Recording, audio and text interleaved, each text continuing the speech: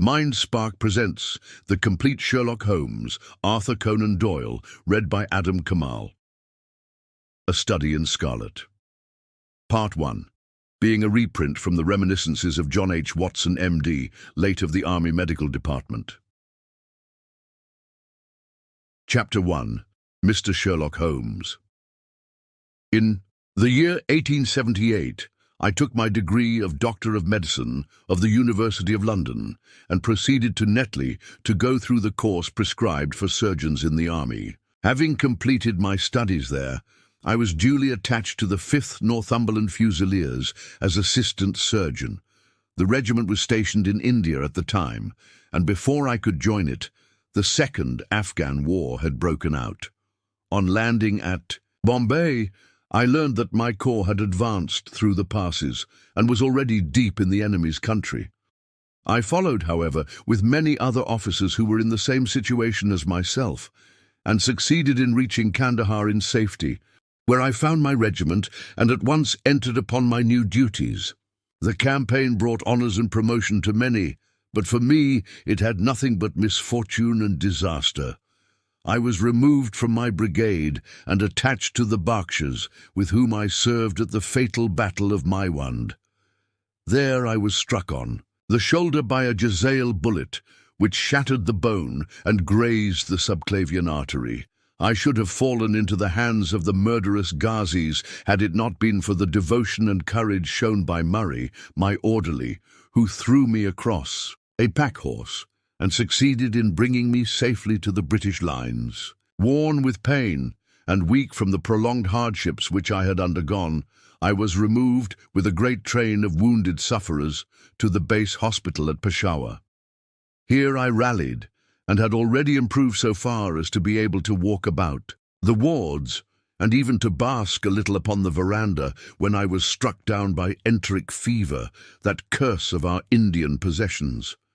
For months my life was despaired of, and when at last I came to myself and became convalescent, I was so weak and emaciated that a medical board determined that not a day should be lost in sending me back to England. I was dispatched accordingly in the troopship Orontes and landed a month later on Portsmouth Jetty, with my health irretrievably ruined, but with permission from a paternal government to spend the next 9 months in attempting to improve. I had neither kith nor kin in England, and was therefore as free as air, or as free as an income of 11 shillings and sixpence a day will permit a man to be. Under such circumstances, I naturally gravitated to London, that great cesspool into which all the loungers and idlers of the empire are irresistibly drained. There I stayed for some time at a private hotel in the Strand, leading a comfortless, meaningless existence, and spending such money as I had considerably more freely than I ought. So alarming did the state of my finances become that I soon realized that I must either leave the metropolis and rusticate somewhere in the country, or that I must make a complete alteration in my style of living. Choosing the latter alternative, I began by making up my mind to leave the hotel and to take up my quarters in some less pretentious and less expensive domicile. On the very day that I had come to this conclusion, I was standing at the Criterion bar when someone tapped me on the shoulder, and turning round, I recognized young Stamford, who had been a dresser under me at Bart's. The sight of a friendly face in the great wilderness of London is a pleasant thing indeed to a lonely man. In old days, Stamford had never been a particular crony of mine, but now I hailed him with enthusiasm, and he, in his turn, appeared to be delighted to see me. In the exuberance of my joy, I asked him to lunch with me at the Holborn, and we started, off together in a hansom. "Whatever have you been doing with yourself, Watson?" he asked in undisguised wonder as we rattled through the crowded London streets. "You are as thin as a lath and as brown as a nut." I gave him a short sketch of my adventures, and had hardly concluded it by the time that we reached our destination. "Poor devil," he said commiseratingly, after he had listened to my misfortunes. "What are you up to now?" "Looking for lodgings," I answered. trying to solve the problem as to whether it is possible to get comfortable rooms at a reasonable price. That's a strange thing, remarked my companion. You are the second man today that has used that expression to me. And who was the first? I asked. A fellow who is working at the chemical laboratory up at the hospital. He was bemoaning himself this morning because he could not get someone to go halves with him in some nice rooms which he had found, and which were too much for his purse. By Jove, I cried, if he really wants someone to share the rooms and the expense, I am the very man for him. I should prefer having a partner to being alone. Young Stamford looked rather strangely at me over his wine-glass. You don't know Sherlock Holmes yet, he said. Perhaps you would not care for him as a constant companion. Why, what is there against him? Oh, I didn't say there was anything against him. He is a little queer in his ideas, an enthusiast in some branches of science. As far as I know, he is a decent fellow enough. A medical student, I suppose, said I. No, I have no idea what he intends to go in for. I believe he's well up in anatomy, and he is a first-class chemist, but as far as I know, he has never taken out any systematic medical classes. His studies are very desultory and eccentric, but he has amassed a lot of out-of-the-way knowledge which would astonish his professors. Did you never ask him what he was going in for? I asked. No, he is not a man that it is easy to draw out, though he can be communicative enough when the fancy seizes him. I should like to meet him, I said. If I am to lodge with anyone, I should prefer a man of studious and quiet habits. I am not strong enough yet to stand much noise or excitement. I had enough of both in Afghanistan to last me for the remainder of my natural existence. How could I meet this friend of yours? He's sure to be at the laboratory, returned my companion. He either avoids the place for weeks, or else he works there from morning to night. If you like, we shall drive round together after luncheon. Certainly, I answered, and the conversation drifted away into other channels. As we made our way to the hospital after leaving the Holborn, Stamford gave me a few more particulars about the gentleman whom I proposed to take as a fellow lodger. You mustn't blame me if you don't get on with him, he said. I know nothing more of him than I have learned from meeting him occasionally in the laboratory. You proposed this arrangement, so you must not hold me responsible. If we don't get on, it will be easy to part company, I answered. It seems to me, Stamford, I added, looking hard at my companion, that you have some reason for washing your hands of the matter. Is this fellow's temper so formidable, or what is it? Don't be mealy-mouthed about it. It is not easy to express the inexpressible, he answered with a laugh. Holmes is a little too scientific for my tastes. It approaches to cold-bloodedness. I could imagine his giving a friend a little pinch of the latest vegetable alkaloid, not out of malevolence, you understand, but simply out of a spirit of inquiry in order to have an accurate idea of the effects. To do him justice, I think that he would take it himself with the same readiness. He appears to have a passion for definite and exact knowledge. Very right, too. Yes, but it may be pushed to excess. When it comes to beating the subjects in the dissecting rooms with a stick, it is certainly taking rather a bizarre shape. Beating the subjects? Yes, to verify how far bruises may be produced after death. I saw him at it with my own eyes. And yet you say he is not a medical student? No. Heaven knows what the objects of his studies are. But here we are, and you must form your own impressions about him. As he spoke, we turned down a narrow lane and passed through a small side door which opened into a wing of the great hospital. It was familiar ground to me, and I needed no guiding as we ascended the bleak stone staircase and made our way down the long corridor with its vista of whitewashed wall and dun-coloured doors. Near the further end, a low arched passage branched away from it and led to the chemical laboratory. This was a lofty chamber, lined and littered with countless bottles. Broad, low tables were scattered about, which bristled with retorts, test tubes and little Bunsen lamps with their blue flickering flames. There was only one student in the room, who was bending over a distant table, absorbed in his work. At the sound of our steps, he glanced round and sprang to his feet with a cry of pleasure. "I've found it! I've found it!" he shouted to my companion, running towards us with a test tube in his hand. "I have found a reagent which is precipitated by hemoglobin and by nothing else." Had he discovered a gold mine, greater delight could not have shone upon his features. "Dr. Watson, Mr. Sherlock Holmes," said Stamford, introducing us. "How are you?" he said cordially, gripping my hand with a strength for which I should hardly have given him credit. "You have been in Afghanistan, I perceive." "How on earth did you know that?" I asked in astonishment. "Never mind," said he, chuckling to himself. "The question now is about hemoglobin. No doubt you see the significance of this discovery of mine." "It is interesting chemically, no doubt," I answered, "but practically, why, man, it is the most practical medico-legal discovery for years. Don't you see that it gives us an infallible test for bloodstains? Come over here now." He seized me by the coat sleeve in his eagerness and drew me over to the table at which he had been working. "Let us have some fresh blood," he said, digging a long bodkin into his finger and drawing off the resulting drop of blood in a chemical pipette. "Now I add this small quantity of blood to a litre of water. You perceive that the resulting mixture has the appearance of pure water. The proportion of blood cannot be more than 1 in 1,000,000. I have no doubt, however, that we shall be able to obtain the characteristic reaction." As he spoke, he threw into the vessel a few white crystals and then added some drops of a transparent fluid. In an instant, the contents assumed a dull mahogany colour, and a brownish dust was precipitated to the bottom of the glass jar.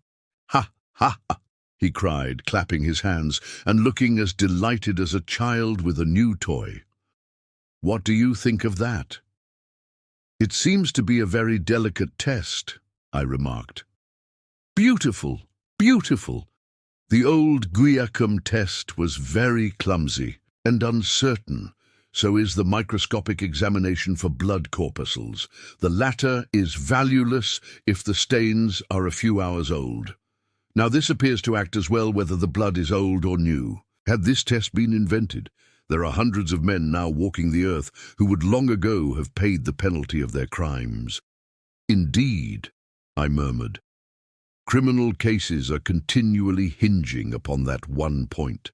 A man is suspected of a crime months perhaps after it has been committed. His linen or clothes are examined and brownish stains discovered upon them. Are they blood stains or mud stains or rust stains or fruit stains? Or what are they? That is a question which has puzzled many an expert. And why? Because there was no reliable test. Now we have the Sherlock Holmes's test, and there will no longer be any difficulty." His eyes fairly glittered as he spoke, and he put his hand over his heart and bowed as if to some applauding crowd conjured up by his imagination. "You are to be congratulated," I remarked, considerably surprised at his enthusiasm. "There was the case of von Bischoff at Frankfurt last year. He would certainly have been hung had this test been in existence. Then there was Mason of Bradford, and the notorious Muller, and Lefebvre of Montpellier, and Sampson of New Orleans. I could name a score of cases in which it would have been decisive." "You seem to be a walking calendar of crime," said Stamford with a laugh. "You might start a paper on those lines. Call it the Police News of the Past." "Very interesting reading it might be made too," remarked Sherlock Holmes, sticking a small piece of plaster over the prick on his finger. "I have to be careful," he continued, turning to me with a smile, "for I dabble with poisons a good deal." He held out his hand as he spoke, and I noticed that it was all mottled over with similar pieces of plaster and discoloured with strong acids. "We came here on business," said Stamford, sitting down on a high three-legged stool and pushing another one in my direction with his foot. My friend here wants to take diggings, and as you were complaining that you could get no one to go halves with you, I thought that I had better bring you together." Sherlock Holmes seemed delighted at the idea of sharing his rooms with me. "I have my eye on a suite in Baker Street," he said, "which would suit us down to the ground. You don't mind the smell of strong tobacco, I hope?" "I always smoke ships myself," I answered. "That's good enough. I generally have chemicals about and occasionally do experiments. Would that annoy you?" "By no means. Let me see. What are my other shortcomings? I get in the dumps at times and don't open my mouth for days on end. You must not think I am sulky when I do that. Just let me alone and I'll soon be right. What have you to confess now? It's just as well for two fellows to know the worst of one another before they begin to live together." I laughed at this cross-examination.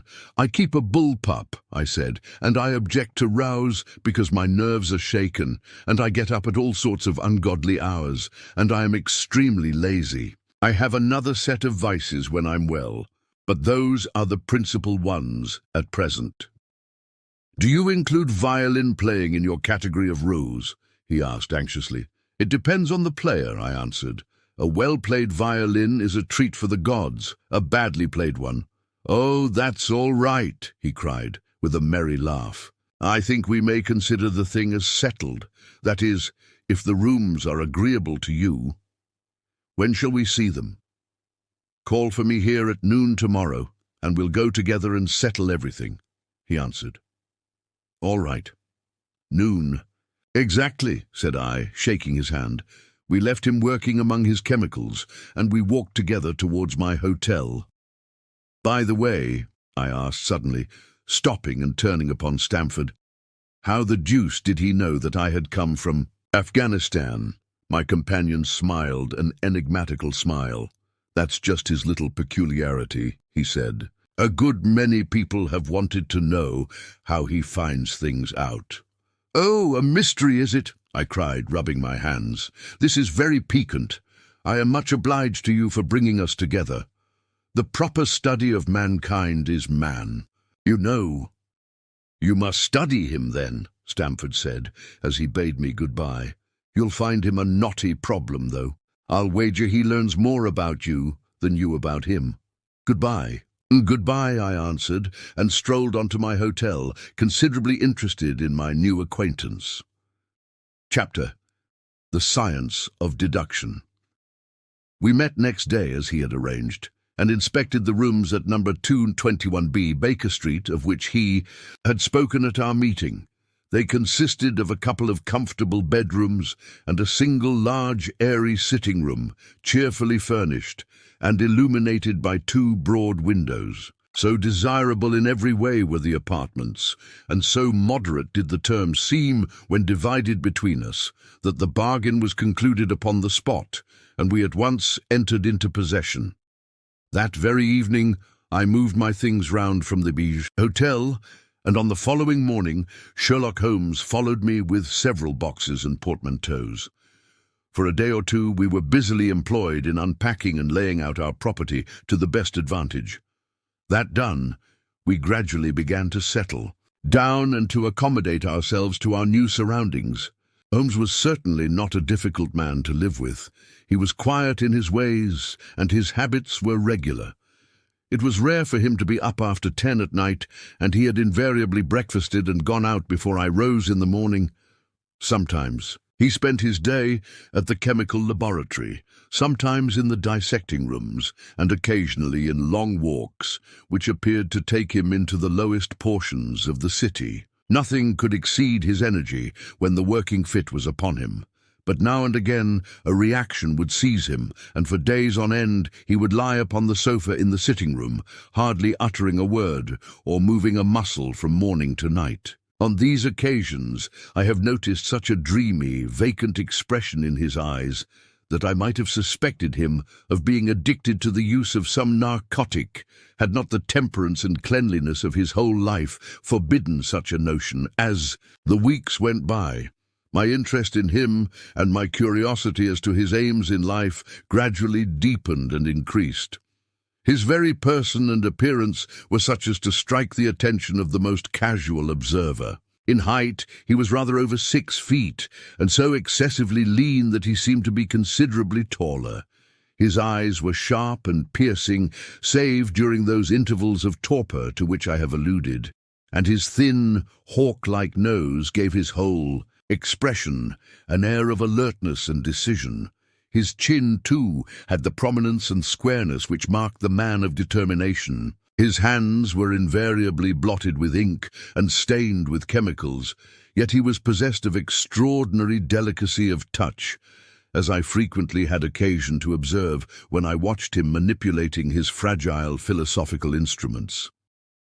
The reader may set me down as a hopeless busybody when I confess how much this man stimulated my curiosity, and how often I endeavored to break through the reticence which he showed on all that concerned himself. Before pronouncing judgment, however, be it remembered how objectless was my life, and how little there was to engage my attention. My health forbade me from venturing out unless the weather was exceptionally genial, and I had no friends who would call upon me and break the monotony of my daily existence. Under these circumstances, I eagerly hailed the little mystery which hung around my companion, and spent much of my time in endeavoring to unravel it. He was not studying medicine. He had himself, in reply to a question, confirmed Stamford's opinion upon that point. Neither did he appear to have pursued any course of reading which might fit him for a degree in science or any other recognized portal which would give him an entrance into the learned world. Yet his zeal for certain studies was remarkable, and, within eccentric limits, his knowledge was so extraordinarily ample and minute that his observations have fairly astounded me. Surely no man would work so hard or attain such precise information unless he had some definite end in view. Desultory readers are seldom remarkable for the exactness of their learning. No man burdens his mind with small matters unless he has some very good reason for doing so. His ignorance was as remarkable as his knowledge. Of contemporary literature, philosophy, and politics he appeared to know next to nothing. Upon my quoting Thomas Carlyle, he inquired in the naivest way who he might be and what he had done.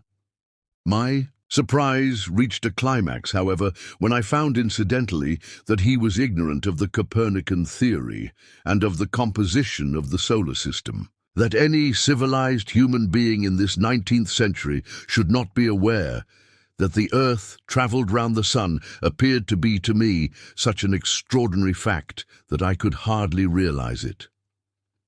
"You appear to be astonished," he said, smiling, "at my expression of surprise.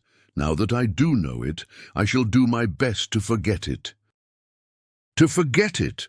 You see," he explained, "I consider that a man's brain originally is like a little empty attic, and you have to stock it with such furniture as you choose. A fool takes in all the lumber of every sort that he comes across, so that the knowledge which might be useful to him gets crowded out, or at best is jumbled up with a lot of other things, so that he has a difficulty in laying his hands upon it. Now the skillful workman is very careful indeed as to what he takes into his brain attic. He will have nothing but the tools which may help him in doing his work, but of these he has a large assortment, and all in the most perfect order. It is a mistake to think that that little room has elastic walls and can distend to any extent. Depend upon it, there comes a time when for every addition of knowledge you forget something that you knew before. It is of the highest importance, therefore, not to have useless facts elbowing out the useful ones." "But the solar system," I protested. "What the deuce is it to me?" he interrupted impatiently. "You say that we go round the sun. If we went round the moon, it would not make a pennyworth of difference to me or to my work." I was on the point of asking him what that work might be, but something in his manner showed me that the question would be an unwelcome one. I pondered over our short conversation, however, and endeavored to draw my deductions from it. He said that he would acquire no knowledge which did not bear upon his object, Therefore, all the knowledge which he possessed was such as would be useful to him. I enumerated in my own mind all the various points upon which he had shown me that he was exceptionally well informed. I even took a pencil and jotted them down. I could not help smiling at the document when I had completed it. It ran in this way: Sherlock Holmes, his limits. 1. Knowledge of literature, nil. 2. Philosophy, nil. 3. Astronomy, nil. 4. Politics, feeble. 5. Botany, variable. Well up in belladonna, opium and poisons generally. Knows nothing of practical gardening. 6. Geology. Practical but limited. Tells at a glance different soils from each other. After walks has shown me splashes upon his trousers and told me by their colour and consistence in what part of London he had received them. 7. Chemistry, profound. 8. Anatomy, accurate but unsystematic. 9. Sensational literature, immense. He appears to know every detail of every horror perpetrated in the century. 10. Plays the violin well. 11. Is an expert single-stick player, boxer and swordsman. 12. Has a good practical knowledge of British law. When I had got so far in my list, I threw it into the fire in despair. If I can only find what the fellow is driving at by reconciling all these accomplishments and discovering a calling which needs them all, I said to myself, I may as well give up the attempt at once. I see that I have alluded above to his powers upon the violin. These were very remarkable, but as eccentric as all his other accomplishments. That he could play pieces, and difficult pieces, I knew well, because at my request he has played me some of Mendelssohn's Lieder and other favourites. When left to himself, however, he would seldom produce any music or attempt any recognised air. Leaning back in his armchair of an evening, he would close his eyes and scrape carelessly at the fiddle, which was thrown across his knee. Sometimes the chords were sonorous and melancholy. Occasionally they were fantastic and cheerful. Clearly they reflected the thoughts which possessed him, but whether the music aided those thoughts or whether the playing was simply the result of a whim or fancy was more than I could determine. I might have rebelled against these exasperating solos had it not been that he usually terminated them by playing in quick succession a whole series of my favourite airs as a slight compensation for the trial upon my patience.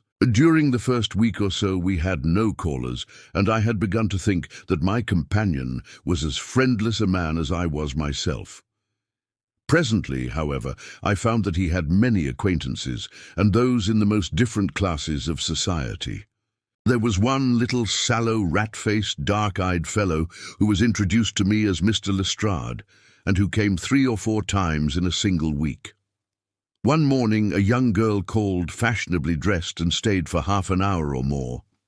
The same afternoon brought a grey-headed, seedy visitor, looking like a Jew peddler, who appeared to me to be much excited, and who was closely followed by a slipshod elderly woman. On another occasion, an old white-haired gentleman had an interview with my companion, and on another, a railway porter in his velveteen uniform. When any of these nondescript individuals put in an appearance, Sherlock Holmes used to beg for the use of the sitting-room, and I would retire to my bedroom. He always apologized to me for putting me to this inconvenience. I have to use this room as a place of business, he said, and these people are my clients. Again, I had an opportunity of asking him a point-blank question, and again, my delicacy prevented me from forcing another man to confide in me. I imagined at the time that he had some strong reason for not alluding to it, but he soon dispelled the idea by coming round to the subject of his own accord. It was upon the 4th of March, as I have good reason to remember, that I rose somewhat earlier than usual, and found that Sherlock Holmes had not yet finished his breakfast. The landlady had become so accustomed to my late habits that my place had not been laid, nor my coffee prepared. With the unreasonable petulance of mankind, I rang the bell and gave a curt intimation that I was ready. Then I picked up a magazine from the table and attempted to while away the time with it, while my companion munched silently at his toast. One of the articles had a pencil mark at the heading, and I naturally began to run my eye through it. Its somewhat ambitious title was The Book of Life, and it attempted to show how much an observant man might learn by an accurate and systematic examination of all that came in his way. It struck me as being a remarkable mixture of shrewdness and of absurdity. The reasoning was close and intense, but the deductions appeared to me to be far-fetched and exaggerated. The writer claimed by a momentary expression, a twitch of a muscle or a glance of an eye, to fathom a man's inmost thoughts. Deceit, according to him, was an impossibility in the case of one trained to observation and analysis. His conclusions were as infallible as so many propositions of Euclid. So startling would his results appear to the uninitiated that until they learned the processes by which he had arrived at them, they might well consider him as a necromancer. From a drop of water, said the writer, a logician could infer the possibility of an Atlantic or a Niagara without having seen or heard of one or the other. So all life is a great chain, the nature of which is known whenever we are shown a single link of it. Like all other arts, the science of deduction and analysis is one which can only be acquired by long and patient study, nor is life long enough to allow any mortal to attain the highest possible perfection in it. Before turning to those moral and mental aspects of the matter which present the greatest difficulties, let the inquirer begin by mastering more elementary problems. Let him, on meeting a fellow mortal, learn at a glance to distinguish the history of the man and the trade or profession to which he belongs. Puerile as such an exercise may seem, it sharpens the faculties of observation and teaches one where to look and what to look for. By a man's fingernails, by his coat sleeve, by his boot, by his trouser knees, by the callosities of his forefinger and thumb, by his expression, by his shirt cuffs. By each of these things a man's calling is plainly revealed. That all, united, should fail to enlighten the competent inquirer in any case is almost inconceivable. "What ineffable twaddle!" I cried, slapping the magazine down on the table. "I never read such rubbish in my life." "What is it?" asked Sherlock Holmes. "Why, this article," I said, pointing at it with my egg spoon as I sat down to my breakfast. "I see that you have read it since you have marked it. I don't deny that it is smartly written. It irritates me, though. It is evidently the theory of some armchair lounger who evolves all these neat little paradoxes in the seclusion of his own study. It is not practical. I should like to see him clapped down in a third-class carriage on the Underground and asked to give the trades of all his fellow travellers. I would lay 1,000 to 1 against him." "You would lose your money," Sherlock Holmes remarked calmly. "As for the article, I wrote it myself." "You?" "Yes, I have a turn both, for observation and for deduction. The theories which I have expressed there, and which appear to you to be so chimerical, are really extremely practical. So practical that I depend upon them for my bread and cheese." "And how?" I asked involuntarily. "Well, I have a trade of my own. I suppose I am the only one in the world. I'm a consulting detective, if you can understand what that is. Here in London we have lots of government detectives and lots of private ones. When these fellows are at fault, they come to me, and I manage to put them on the right scent. They lay all the evidence before me, and I am generally able, by the help of my knowledge of the history of crime, to set them straight. There is a strong family resemblance about misdeeds, and if you have all the details of 1,000 at your finger ends, it is odd if you can't unravel the 1,001st. Lestrade is a well-known detective.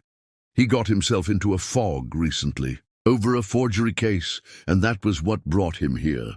And these other people, they are mostly sent on by private inquiry agencies. They are all people who are in trouble about something and want a little enlightening. I listen to their story, they listen to my comments, and then I pocket my fee." "But do you mean to say," I said, "that without leaving your room, you can unravel some knot which other men can make nothing of, although they have seen every detail for themselves." "Quite so. I have a kind of intuition that way. Now and again a case turns up which is a little more complex. Then I have to bustle about and see things with my own eyes. You see, I have a lot of special knowledge which I apply to the problem, and which facilitates matters wonderfully. Those rules of deduction laid down in that article which aroused your scorn are invaluable to me in practical work. Observation with me is second nature. You appeared to be surprised when I told you on our first meeting that you had come from Afghanistan. You were told, no doubt." "Nothing of the sort. I knew you came from Afghanistan. From long habit, the train of thoughts ran so swiftly through my mind that I arrived at the conclusion without being conscious of intermediate steps. There were such steps, however. The train of reasoning ran, 'Here is a gentleman of a medical type, but with the air of a military man. Clearly an army doctor, then. He has just come from the tropics, for his face is dark, and that is not the natural tint of his skin, for his wrists are fair. He has undergone hardship and sickness, as his haggard face says clearly. His left arm has been injured. He holds it in a stiff and unnatural manner. Where in the tropics could an English army doctor have seen much hardship and got his arm wounded? Clearly in Afghanistan." The whole train of thought did not occupy a second. I then remarked that you came from Afghanistan, and you were astonished. "It is simple enough as you explain it," I said, smiling. "You remind me of Edgar Allan Poe's Dupin. I had no idea that such individuals did exist outside of stories." Sherlock Holmes rose and lit his pipe. "No doubt you think that you are complimenting me in comparing me to Dupin," he observed. "Now, in my opinion, Dupin was a very inferior fellow. That trick of his of breaking in on his friend's thoughts with an apropos remark after a quarter of an hour's silence is really very showy and superficial.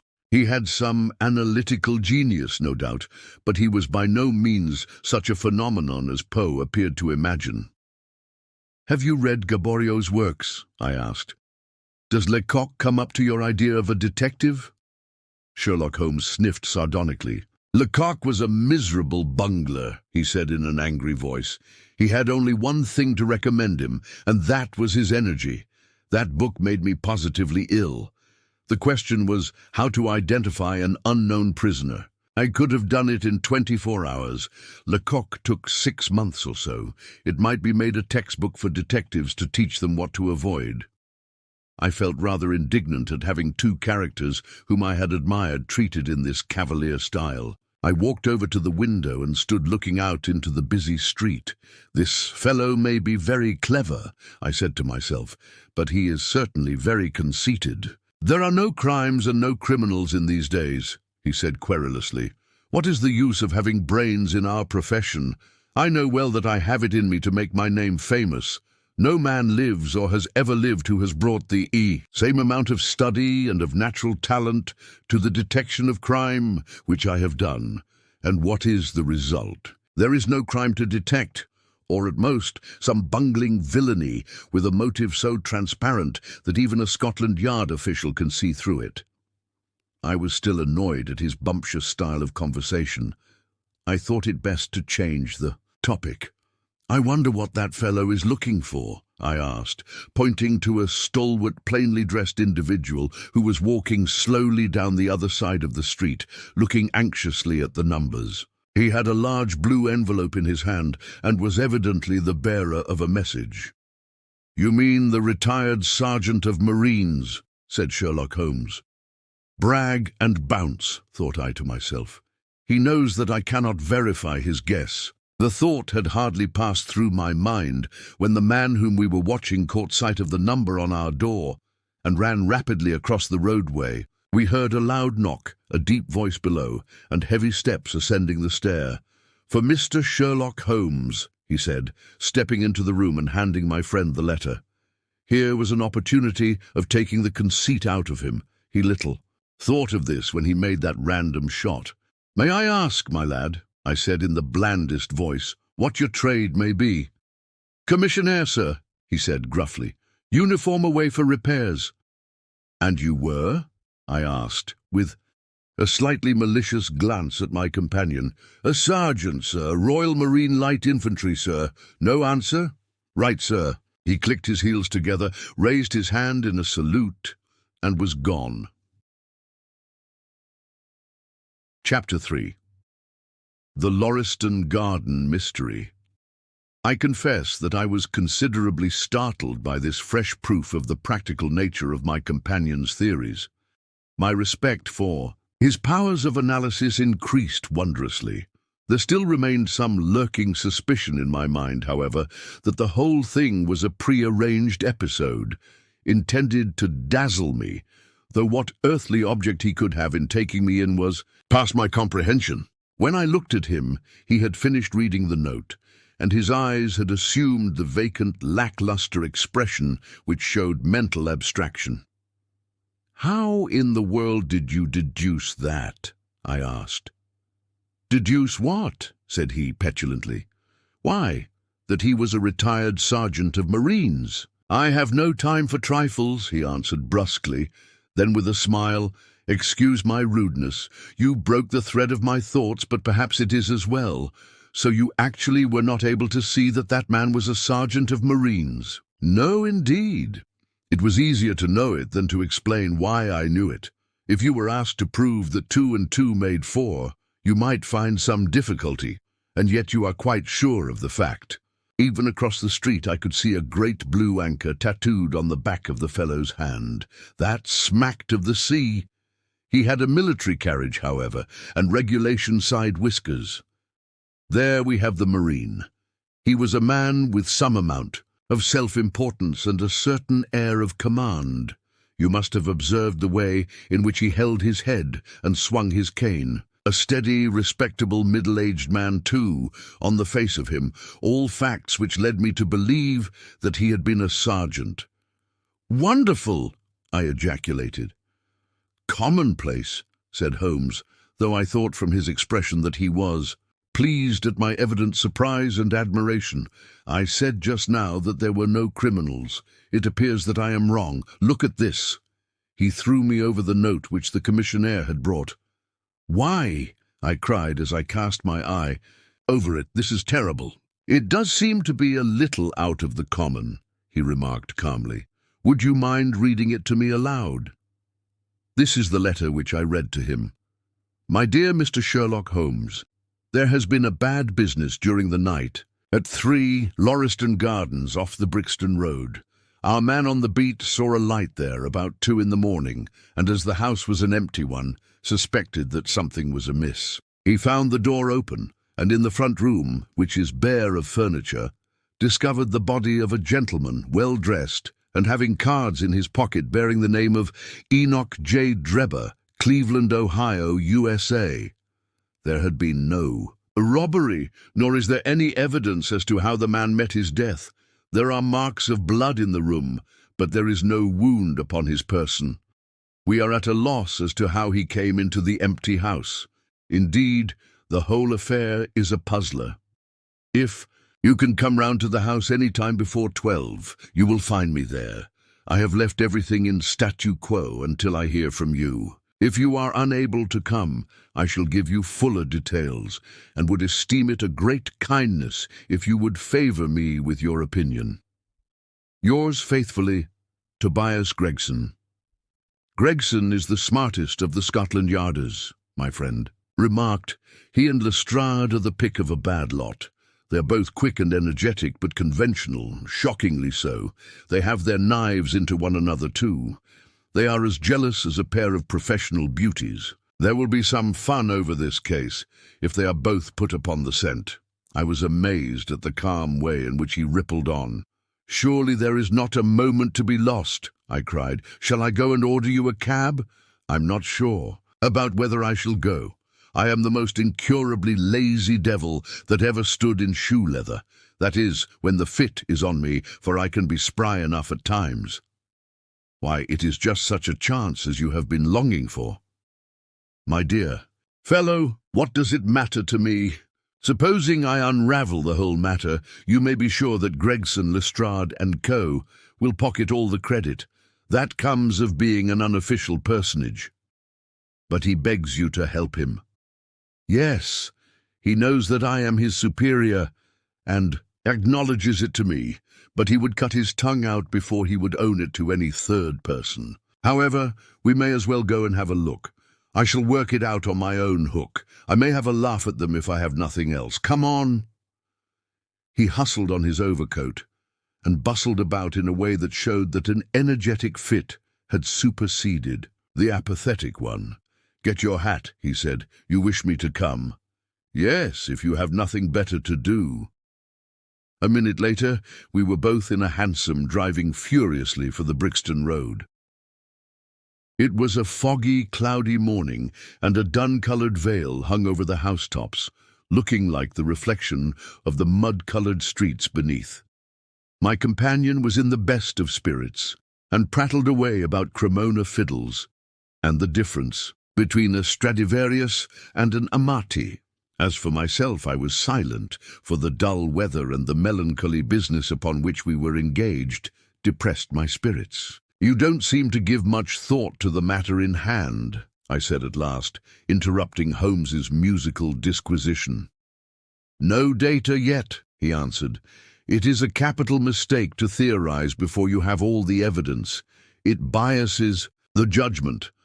"You will have your data soon," I remarked, pointing with my finger. "This is the Brixton Road, and that is the house, if I am not very much mistaken." "So it is. Stop, driver, stop." We were still 100 yards or so from it, but he insisted upon our alighting, and we finished our journey upon foot. Number 3. Lauriston Gardens wore an ill-meaned and minatory look. It was one of 4 which stood back some little way from the street, 2 being occupied and 2 empty. The latter looked out with 3 tiers of vacant melancholy windows, which were blank and dreary, save that here and there a to let card had developed like a cataract upon the bleared panes.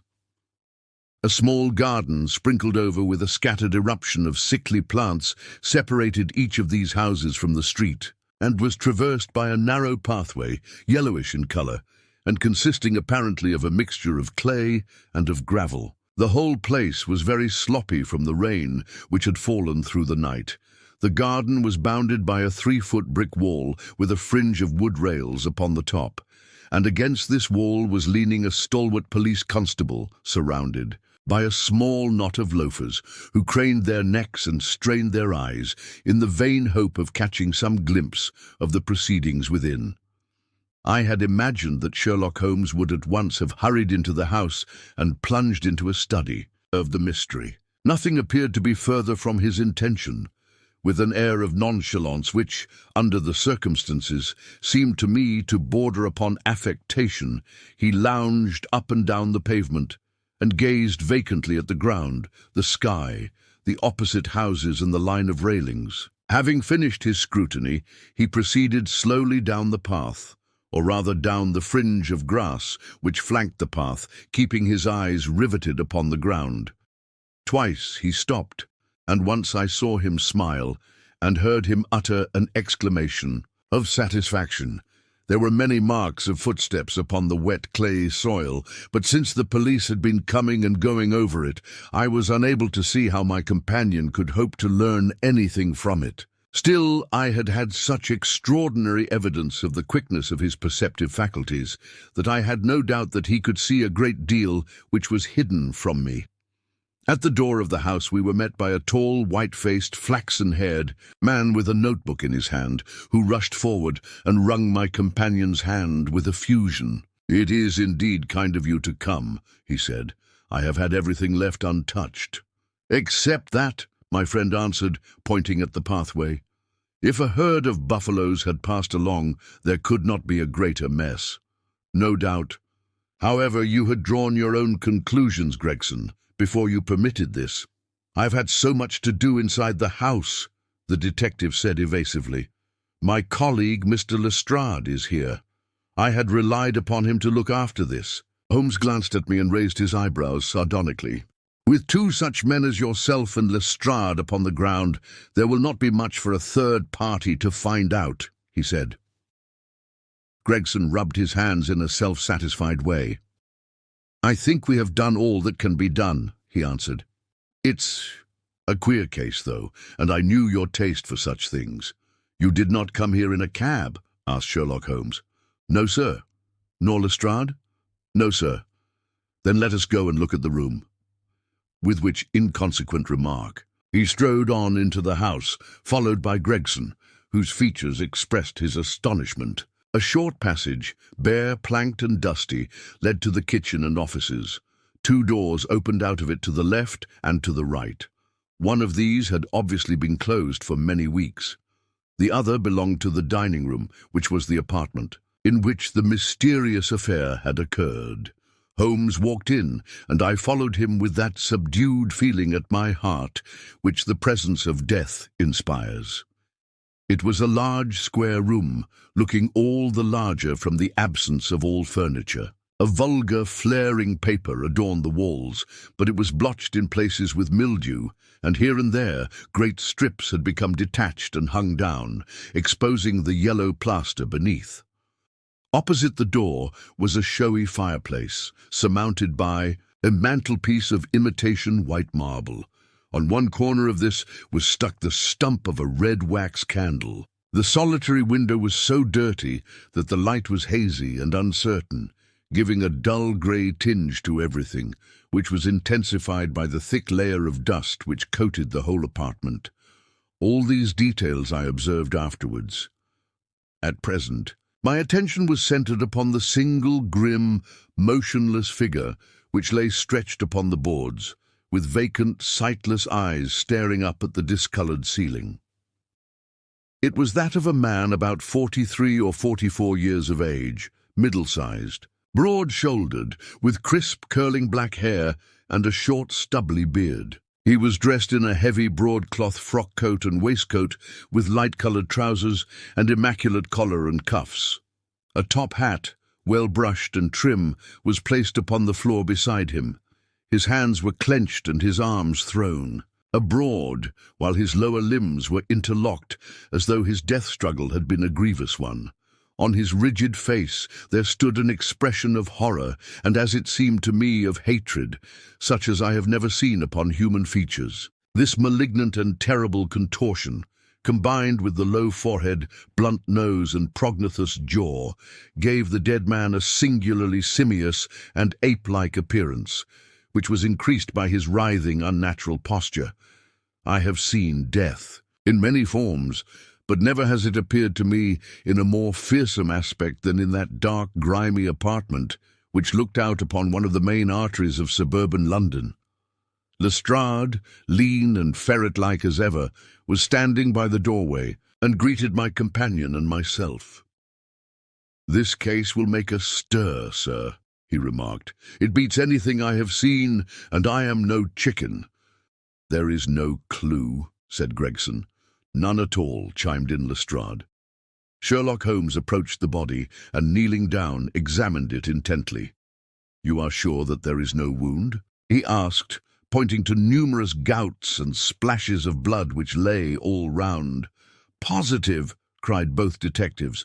"Then, of course, this blood belongs to a second individual, presumably the murderer, if murder has been committed. It reminds me of the circumstances attendant on the death of Van Jansen in Utrecht in the year 34. Do you remember the case, Gregson?" "No, sir." "Read it up. You really should. There is nothing new under the sun. It has all been done before." As he spoke, his nimble fingers were flying here, there, and everywhere, feeling, pressing, unbuttoning, examining, while his eyes wore the same faraway expression which I have already remarked upon. So swiftly was the examination made that one would hardly have guessed the minuteness with which it was conducted. Finally, he sniffed the dead man's lips and then glanced at the soles of his patent leather boots. "He has not been moved at all?" he asked. "No more than was necessary for the purposes of our examination. You can take him to the mortuary now," he said. "There is nothing more to be learned." Gregson had a stretcher and 4 men at hand. At his call they entered the room, and the stranger was lifted and carried out. As they raised him, A ring tinkled down and rolled across the floor. Lestrade grabbed it up and stared at it with mystified eyes. "There's been a woman here," he cried. "It's a woman's wedding ring." He held it out as he spoke upon the palm of his hand. We all gathered round him and gazed at it. There could be no doubt that that circlet of plain gold had once adorned the finger of a bride. "This complicates matters," said Gregson. "Heaven knows they were complicated enough before." "You're sure it doesn't simplify them?" observed Holmes. "There's nothing to be learned by staring at it. What did you find in his pockets?" "We have it all here," said Gregson, pointing to a litter of objects upon one of the bottom steps of the stairs. "A gold watch number 97163 by Barrowd of London. Gold Albert chain, very heavy and solid. Gold ring with Masonic device.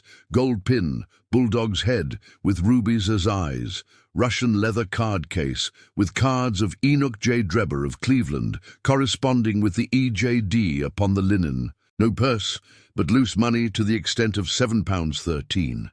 Pocket edition of Boccaccio's Decameron, with name of Joseph Stangerson upon the flyleaf. 2 letters, one addressed to E.J. Drebber and one to Joseph Stangerson. At what address? American Exchange, Strand, to be left till called for. They are both from the Guion Steamship Company and refer to the sailing of their boats. From Liverpool. It is clear that this unfortunate man was about to return to New York. Have you made any inquiries as to this man, Stangerson? I did it at once, sir, said Gregson. I have had advertisements sent to all the newspapers, and one of my men has gone to the American Exchange, but he has not returned yet. Have you sent to Cleveland? We telegraphed this morning. How did you word your inquiries? We simply detailed the circumstances and said that we should be glad of any information which could help us. You did not ask for particulars on any point which appeared to you to be crucial. I asked about Stangerson. Nothing else? Is there no circumstance on which this whole case appears to hinge? Will you not telegraph again? I have said all I have to say, said Gregson in an offended voice. Sherlock Holmes chuckled to himself and appeared to be about to make some remark when Lestrade, who had been in the front room while we were holding this conversation in the hall, reappeared upon the scene, rubbing his hands in a pompous and self-satisfied manner. Mr. Gregson, he said, I have just made a discovery of the highest importance, and one which would have been overlooked had I not made a careful examination of the walls. The little man's eyes sparkled as he spoke, and he was evidently in a state of suppressed exultation at having scored a point against his colleague. Come here, he said, bustling back into the room, the atmosphere of which felt clearer since the removal of its ghastly inmate. Now stand there. He struck a match on his boot and held it up against the wall. Look at that, he said triumphantly. I have remarked that the paper had fallen away in parts. In this particular corner of the room, a large piece had peeled off, leaving a yellow square of coarse plastering. Across this bare space there was scrawled in blood-red letters a single word, rake. What do you think of that? Cried the detective, with the air of a showman exhibiting his show. This was overlooked because it was in the darkest corner of the room, and no one thought of looking there. The murderer has written it with his or her own blood. See this smear where it has trickled down the wall. That disposes of the idea of suicide anyhow. Why was that corner chosen to write it on? I will tell you. See that candle on the mantelpiece. It was lit at the time, and if it was lit, this corner would be the brightest instead of the darkest portion of the wall. And what does it mean now that you have found it? Asked Gregson in a depreciatory voice.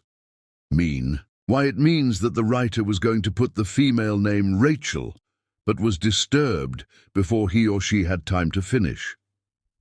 You mark my words. When this case comes to be cleared up, you will find that a woman named Rachel has something to do with it. It's all very well for you to laugh, Mr. Sherlock Holmes. You may be very smart and clever, but the old hound is the best when all is said and done. I really beg your pardon, said my companion, who had ruffled the little man's temper by bursting into an explosion of laughter. You certainly have the credit of being the first of us to find this out. And as you say, it bears every mark of having been written by the other participant in last night's mystery. I have not had time to examine this room yet, but with your permission I shall do so now." As he spoke, he whipped a tape measure and a large round magnifying glass from his pocket. With these two implements, he trotted noiselessly about the room, sometimes stopping, occasionally kneeling, and once lying flat upon his face. So engrossed was he with his occupation that he appeared to have forgotten our presence, for he chattered away to himself under his breath the whole time, keeping up a running fire of exclamations, groans, whistles, and little cries, suggestive of encouragement and of hope. As I watched him, I was irresistibly reminded of a pure-blooded, well-trained foxhound as it dashes backwards and forwards through the covert, whining in its eagerness until it comes across the lost scent. For 20 minutes or more he continued, his researches measuring with the most exact care the distance between marks which were entirely invisible to me, and occasionally applying his tape to the walls in an equally incomprehensible manner. In one place, he gathered up very carefully a little pile of grey dust from the floor and packed it away in an envelope. Finally, he examined with his glass the word upon the wall, going over every letter of it with the most minute exactness. This done, he appeared to be satisfied, for he replaced his tape and his glass in his pocket. "They say that genius is an infinite capacity for taking pains," he remarked with a smile. "It's a very bad definition, but it does apply to detective work." Gregson and Lestrade had watched the maneuvers of their amateur companion with considerable curiosity and some contempt.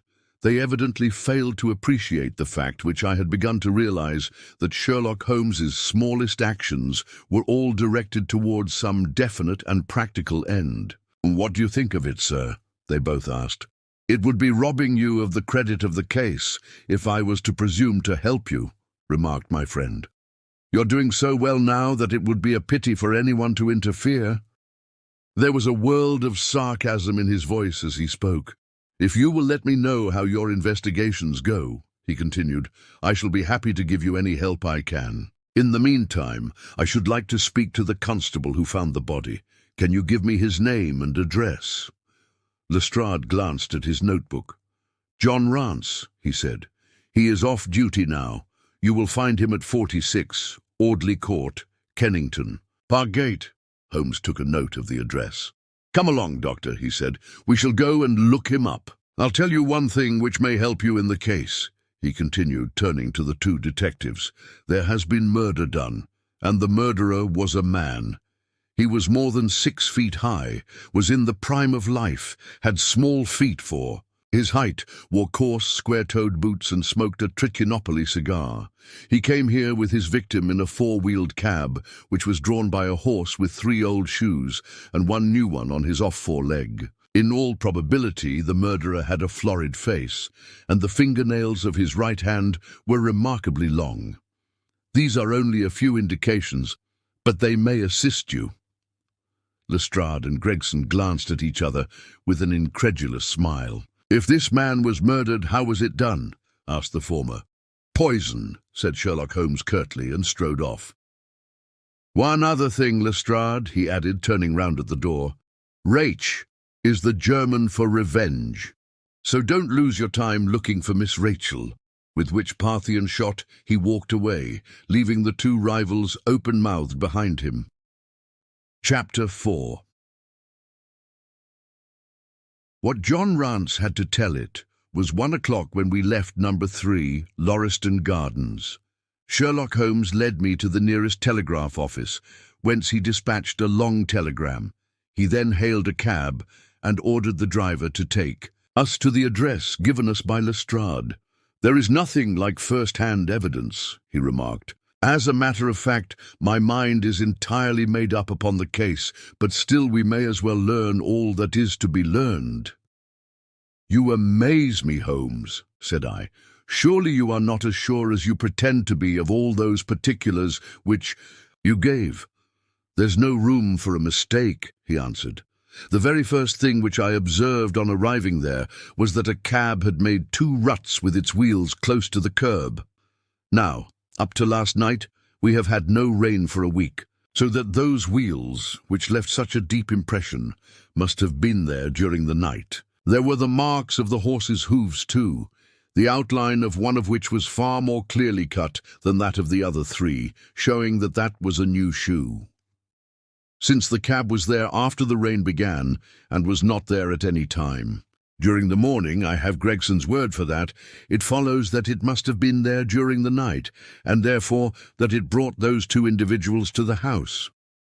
That seems simple enough, said I, but how about the other man's height? Why, the height of a man, in 9 cases out of 10, can be told from the length of his stride. It is a simple calculation enough, though there is no use. My boring you with figures. I had this fellow's stride both on the clay outside and on the dust within. Then I had a way of checking my calculation.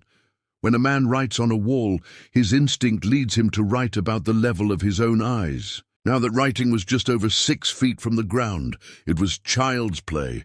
And his age, I asked. Well, if a man can stride 4.5 feet without the smallest effort, he can't be quite in the sere and yellow.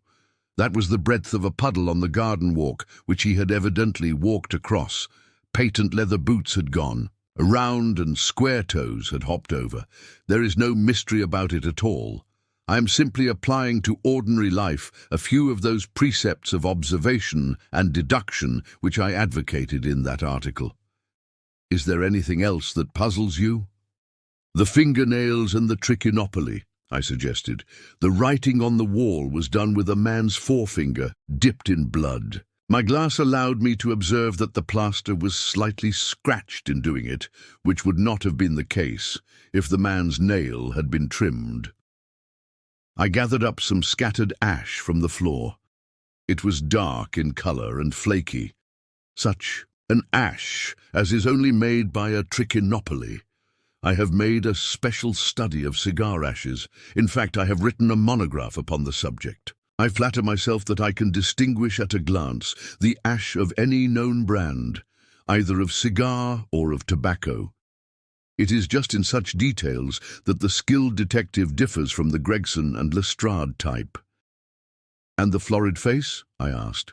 Ah, that was a more daring shot, though I have no doubt that I was right. You must not ask me that at the present state of the affair. I passed my hand over my brow. My head is in a whirl, I remarked. The more one thinks of it, the more mysterious it grows. How came these 2 men, if there were 2 men, into an empty house? What has become of the cabman who drove them? How could one man compel another to take poison? Where did the blood come from? What was the object of the murderer, since robbery had no part in it? How came the woman's ring there? Above all, why should the second man write up the German? Word Rach before decamping? I confess that I cannot see any possible way of reconciling all these facts. My companion smiled approvingly. You sum up the difficulties of the situation succinctly and well, he said. There is much that is still obscure, though I have quite made up my mind on the main facts. As to poor Lestrade's discovery, it was simply a blind intended to put the police upon a wrong track by suggesting socialism and secret societies. It was not done by a German. The A, if you noticed, was printed somewhat after the German fashion. Now, a real German invariably prints in the Latin character, so that we may safely say that this was not written by one, but by a clumsy imitator who overdid his part. It was simply a ruse to divert inquiry into a wrong channel. I'm not going to tell you much more of the case, Doctor. You know a conjurer gets no credit when once he has explained his trick, and if I show you too much of my method of working, you will come to the conclusion that I am a very ordinary individual after all. I shall never do that, I answered. You have brought detection as near an exact science as it ever will be brought in this world. My companion flushed up with pleasure at my words, and the earnest way in which I uttered them. I had Already observed that he was as sensitive to flattery on the score of his art as any girl could be of her beauty. "I'll tell you one other thing," he said. Patent leathers and square toes came in the same cab, and they walked down the pathway together as friendly as possible, arm in all probability. When they got inside, they walked up and down the room, or rather, Patent leathers stood still while Square Toes walked up and down. I could read all that in the dust, and I could read that as he walked, he grew more and more excited. That is shown by the increased length of his strides. He was talking all the while, and working himself up, no doubt, into a fury. Then the tragedy occurred. I've told you all I know myself now, for the rest is mere surmise and conjecture. We have a good working basis, however, on which to start. We must hurry up, for I want to go to Halley's concert to hear Norman Neruda this afternoon.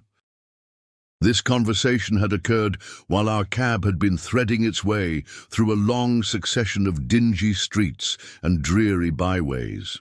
It had been there during the night, and therefore that it brought those two individuals to the house.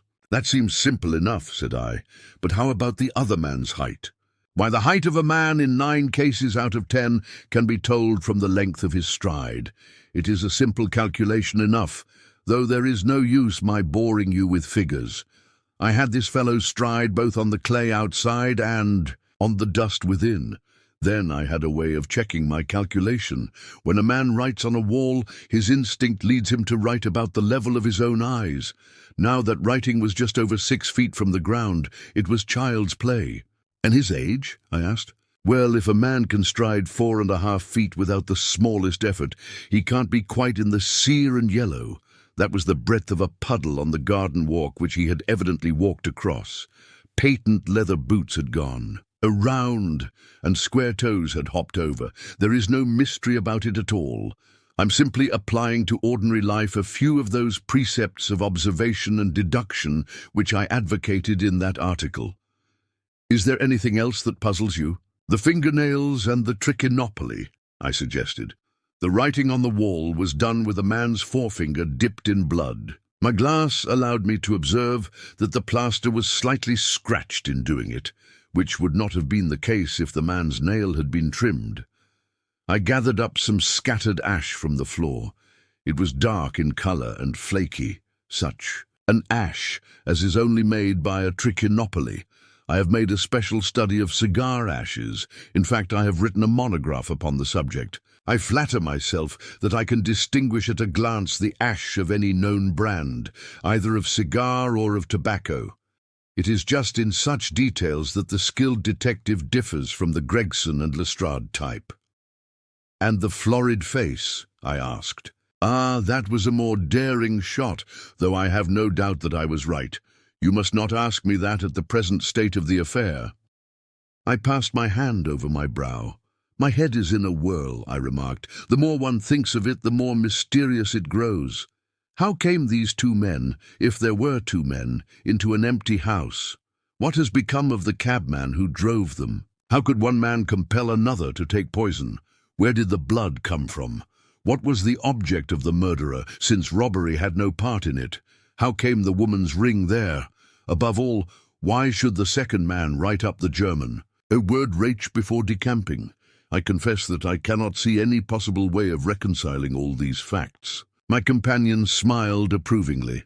"You sum up the difficulties of the situation succinctly and well," he said. "There is much that is still obscure, though I have quite made up my mind on the main facts. As to poor Lestrade's discovery, it was simply a blind intended to put the police upon a wrong track by suggesting socialism and secret societies. It was not done by a German. The A, if you noticed, was printed somewhat after the German fashion. Now, a real German invariably prints in the Latin character, so that we may safely say that this was not written by one, but by a clumsy imitator who overdid his part. It was simply a ruse to divert inquiry into a wrong channel. I'm not going to tell you much more of the case, Doctor. You know a conjurer gets no credit when once he has explained his trick, and if I show you too much of my method of working, you will come to the conclusion that I am a very ordinary individual after all. I shall never do that, I answered. You have brought detection as near an exact science as it ever will be brought in this world. My companion flushed up with pleasure at my words and the earnest way in which I uttered them. I had already observed that he was as sensitive to flattery on the score of his art as any girl could be of her beauty. I'll tell you one other thing, he said. Patent Leathers and Square Toes came in the same cab, and they walked down the pathway together as friendly as possible, arm in arm, in all probability. When they got inside, they walked up and down the room, or rather, Patent Leathers stood still while Square Toes walked up and down. I could read all that in the dust, and I could read that as he walked, he grew more and more excited. That is shown by the increased length of his strides. He was talking all the while and working himself up, no doubt, into a fury. Then the tragedy occurred. I've told you all I know myself now, for the rest is mere surmise and conjecture. We have a good working basis, however, on which to start. We must hurry up, for I want to go to Halley's concert to hear Norman Neruda this afternoon. This conversation had occurred while our cab had been threading its way through a long succession of dingy streets and dreary byways. In the dingiest and dreariest of them, our driver suddenly came to a stand. "That's Audley Court in there," he said, pointing to a narrow slit in the line of dead-coloured brick. "You'll find me here when you come back." Audley Court was not an attractive locality. The narrow passage led us into a quadrangle paved with flags and lined by sordid dwellings. We picked our way among groups of dirty children and through lines of discoloured linen until we came to number 46, the door of which was decorated with a small slip of brass on which the name Rance was engraved. On enquiry, we found that the constable was in bed, and we were shown into a little front parlour to await his coming. He appeared presently, looking a little irritable at being disturbed in his slumbers. "I made my report at the office," he said. Holmes took a half-sovereign from his pocket and played with it pensively. "We thought that we should like to hear it all from your own lips," he said. "I shall be most happy to tell you anything I can," the constable answered with his eyes upon the little golden disc. "Just let us hear it all in your own way as it occurred." Rance sat down on the horsehair sofa and knitted his brows as though determined not to omit anything in his narrative. "I'll tell it ye from the beginning," he said. "My time is from 10 at night to 6 in the morning. At 11 there was a fight at the White Hart, but bar that all was quiet enough on the beat. At 1 o'clock it began to rain, and I met Harry Murcher, him who has the Holland Grove beat, and we stood together at the corner of Henrietta Street a-talkin'. Presently, maybe about 2 or a little after, I thought I would take a look round and see that all was right. Down the Brixton Road. It was precious dirty and lonely. Not a soul did I meet all the way down, though a cab or two went past me. I was a-strolling down, thinking between ourselves how uncommon handy a 4 of gin hot would be, when suddenly the glint of a light caught my eye in the window of that same house. Now, I knew that them 2 houses in Lauriston Gardens was empty on account of him that owns them, who won't have the drains seed to, though the very last tenant what lived in one of them died of typhoid fever. I was knocked all in a heap, therefore, at seeing a light in the window, and I suspected as something was wrong. When I got to the door, you stopped, and then walked back to the garden gate," my companion interrupted. "What did you do that for?" Rance gave a violent jump and stared at Sherlock Holmes with the utmost amazement upon his features. "Why, that's true, sir," he said, "though how you come to know it, heaven only knows. You see, when I got up to the door, it was so still and so lonesome that I thought I'd be none the worse for someone with me. I ain't afeard of anything on this side of the grave, but I thought that maybe it was him that died of the typhoid inspecting the drains what killed him. The thought gave me a kind of turn, and I walked back to the gate to see if I could see Murcher's lantern, but there wasn't no sign of him nor of anyone else. There was no one in the street? Not a living soul, sir, nor as much as a dog. Then I pulled myself together and went back and pushed the door open. All was quiet inside, so I went into the room where the light was a-burning. There was a candle flickering on the mantelpiece, a red wax one, and by its light I saw— Yes, I know all that you saw. You walked round the room several times, and you knelt down by the body, and then you walked through and tried the kitchen door, and then— John Rance sprang to his feet with a frightened face and suspicion in his eyes. "Where was you hid to see all that?" he cried. "It seems to me that you knows a deal more than you should." Holmes laughed and threw his card across the table to the constable. "Don't get arresting me for the murder," he said. "I am one of the hounds and not the wolf. Mr. Gregson or Mr. Lestrade will answer for that. Go on, though. What did you do next?" Rance resumed his seat, without, however, losing his mystified expression. "I went back to the gate and sounded my whistle. That brought Murcher and 2 more to the spot." "Was the street empty then?" "Well, it was, as far as anybody that could be of any good goes." "What do you mean?" The constable's features broadened into a grin. "I've seen many a drunk chap in my time," he said, "but never anyone so crying drunk as you'd that cove. He was at the gate when I came out, a-leaning up agin the railings, and a-singing at the pitch of his lungs about Columbine's newfangled banner or some such stuff. He couldn't stand, far less help." "What sort of a man was he?" asked Sherlock Holmes. John Rance appeared to be somewhat irritated at this digression. "He was an uncommon drunk sort of man," he said. "He'd have found hisself in the station if we hadn't been so took up." "His face, his dress, didn't you notice them?" Holmes broke in impatiently. "I should think I did notice them, seeing that I had to prop him up, me and Murcher between us. He was a long chap, with a red face, the lower part muffled round." "That will do," cried Holmes. "What became of him?" "We'd enough to do without looking after him," the policeman said in an aggrieved voice. "I'll wager he found his way home all right." "How was he dressed?" "A brown overcoat."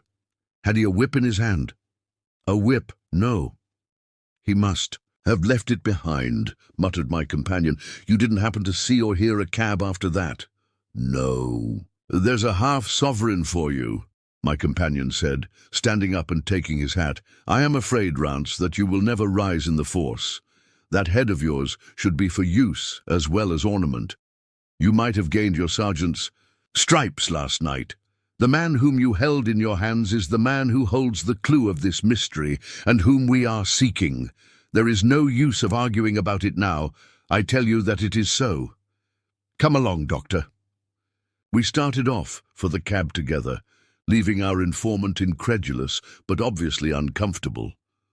"The blundering fool," Holmes said bitterly as we drove back to our lodgings. "Just to think of his having such an incomparable bit of good luck and not taking advantage of it. I am rather in the dark still. It is true that the description of this man tallies with your idea of the second party in this mystery, but why should he come back to the house after leaving it? That is not the way of criminals.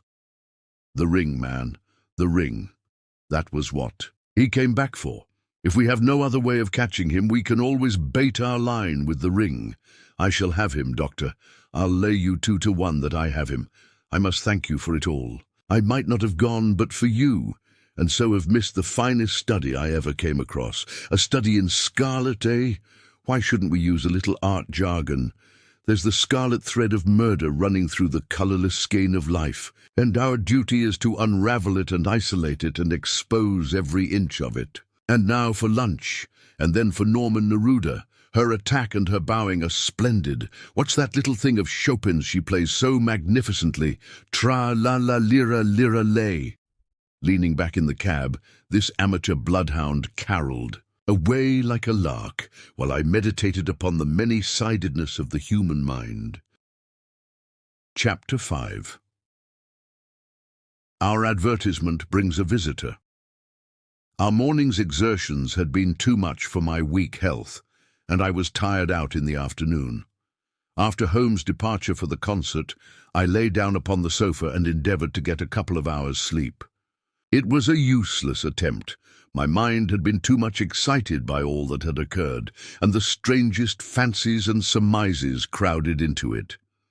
Every time that I closed my eyes, I saw before me the distorted, baboon-like countenance of the murdered man. So sinister was the impression which that face had produced upon me that I found it difficult to feel anything but gratitude for him who had removed its owner from the world. If ever human features bespoke vice of the most malignant type, they were certainly those of Enoch J. Drebber of Cleveland. Still, I recognized that justice must be done, and that the depravity of the victim was no condonement in the eyes of the law. The more I thought of it, the more extraordinary did my companion's hypothesis that the man had been poisoned appear. I remembered how he had sniffed his lips, and had no doubt that he had detected something which had given rise to the idea. Then again, if not poison, what had caused the man's death, since there was neither wound nor marks of strangulation? But on the other hand, whose blood was that which lay so thickly upon the floor?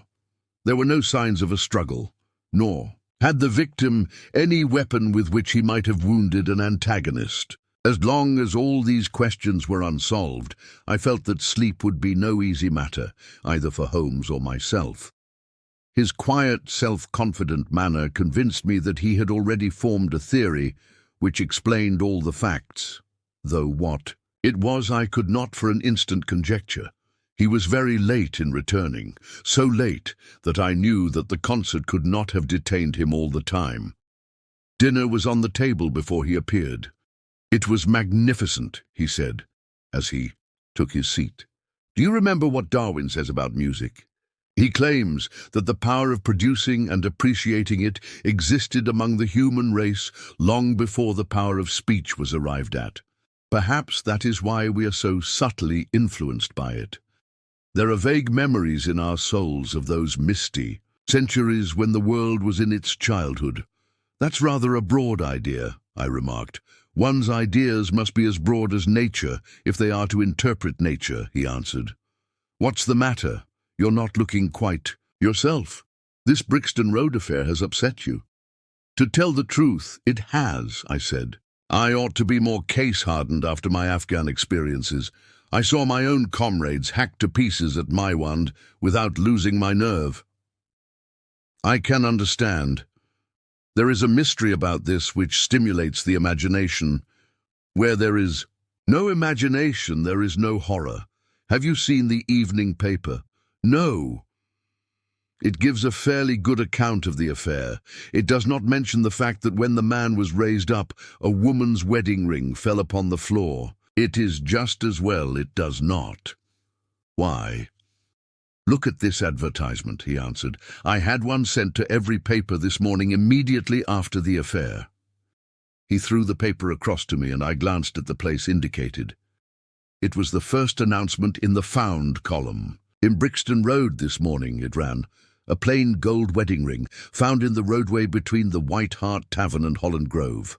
Applied Dr. Watson, 221B Baker Street, between 8 and 9 this evening." "Excuse my using your name," he said. "If I used my own, some of these dunderheads would recognize it and want to meddle in the affair." "That is all right," I answered. "But supposing anyone applies, I have no ring." "Oh, yes, you have," said he, handing me one. "This will do very well. It is almost a facsimile. And who do you expect will answer this advertisement?" "Why, the man in the brown coat, our florid friend with the square toes. If he does not come himself, he will send an accomplice. Would he not consider it as too dangerous?" "Not at all. If my view of the case is correct, and I have every reason to believe that it is, this man would rather risk anything than lose the ring." According to my notion, he dropped it while stooping over Drebber's body and did not miss it at the time. After leaving the house, he discovered his loss and hurried back, but found the police already in possession, owing to his own folly in leaving the candle burning. He had to pretend to be drunk in order to allay the suspicions which might have been aroused by his appearance at the gate. Now, put yourself in that man's place. On thinking the matter over, it must have occurred to him that it was possible that he had lost the ring in the road after leaving the house. What would he do then? He would eagerly look out for the evening papers in the hope of seeing it among the articles found. His eye, of course, would light upon this. He would be overjoyed. Why should he fear a trap? There would be no reason in his eyes why the finding of the ring should be connected with the murder. He would come. He will come. You shall see him within an hour. And then? I asked. Oh, you can leave me to deal with him then. Have you any arms? I have my old service revolver and a few cartridges. You had better clean it and load it. He will be a desperate man, and though I shall take him unawares, it is as well to be ready for anything. I went to my bedroom and followed his advice. When I returned with the pistol, the table had been all cleared, and Holmes was engaged in his favourite occupation of scraping upon his violin. The plot thickens, he said as I entered. I have just had an answer to my American telegram. My view of the case is the correct one. And that is, I asked eagerly. My fiddle would be the better for new strings, he remarked. Put your pistol in your pocket. When the fellow comes, speak to him in an ordinary way. Leave the rest to me. Don't frighten him by looking at him too hard. It is 8 o'clock now, I said, glancing at my watch. Yes, he will. Probably be here in a few minutes. Open the door slightly, that will do. Now put the key on the inside. Thank you. This is a queer old book I picked up at a stall yesterday, De Jure Inter Gentes, published in Latin at Liège, in the Lowlands, in 1642. Charles' head was still firm on his shoulders when this little brown-backed volume was struck off. Who is the printer? Philippe de Croix, whoever he may have been. On the fly-leaf in very faded ink is written, Ex Libris Gulielmi White. I wonder who William White was. Some pragmatical 17th-century lawyer, I suppose. His writing has a legal twist about it. Here comes our man, I think. As he spoke, there was a sharp ring at the bell. Sherlock Holmes rose softly and moved his chair in the direction of the door. We heard the servant pass along the hall and the sharp click of the latch as she opened it. Does Dr. Watson live here? Asked a clear but rather harsh voice. We could not hear the servant's reply, but the door closed, and someone began to ascend the stairs. The footfall was an uncertain and shuffling one. A look of surprise passed over the face of my companion as he listened to it.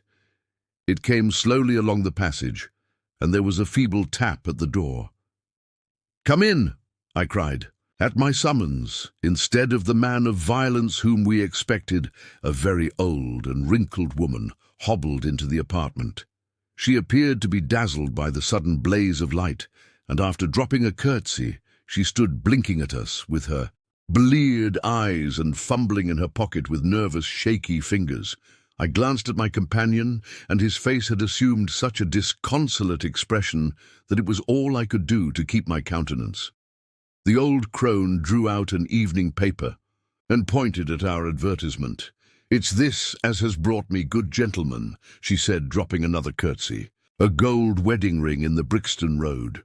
It belongs to my girl Sally, as was married only this time 12-month, which her husband is steward aboard a Union boat. And what he'd say if he comes home and found her without her ring is more than I can think, he being short enough at the best of times, but more especially when he has the drink. If it please you, she went to the circus last night along with—" "Is that her ring?" I asked.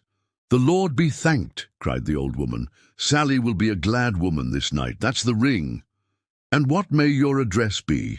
I inquired, taking up a pencil. 13, Duncan Street, Houndsditch, a weary way from here. "The Brixton Road does not lie between any circus and Houndsditch," said Sherlock Holmes sharply. The old woman faced round and looked keenly at him from her little red-rimmed eyes. "The gentleman asked me for my address," she said. "Sally lives in lodgings at 3, Mayfield Place, Peckham. And your name is—" My name is Sawyer. Hers is Dennis, which Tom Dennis married her, and a smart, clean lad too, as long as he's at sea and no steward in the company more thought of. But when on shore, what with the women and what with liquor shops—" "Here is your ring, Mrs. Sawyer," I interrupted in obedience to a sign from my companion. "It clearly belongs to your daughter, and I'm glad to be able to restore it to the rightful owner." With many mumbled blessings and protestations of gratitude, the old crone packed it away in her pocket and shuffled off down the stairs. Sherlock Holmes sprang to his feet the moment that she was gone and rushed into his room. He returned in a few seconds enveloped in an ulster and a cravat. "I'll follow her," he said hurriedly. "She must be an accomplice and will lead me to him. Wait up for me." The hall door had hardly slammed behind our visitor before Holmes had descended the stair. Looking through the window, I could see her walking feebly along the other side, while her pursuer dogged her some little distance behind. "Either his whole theory is incorrect," I thought to myself, "or else he will be led now to the heart of the mystery." There was no need for him to ask me to wait up for him, for I felt that sleep was impossible until I heard the result of his adventure.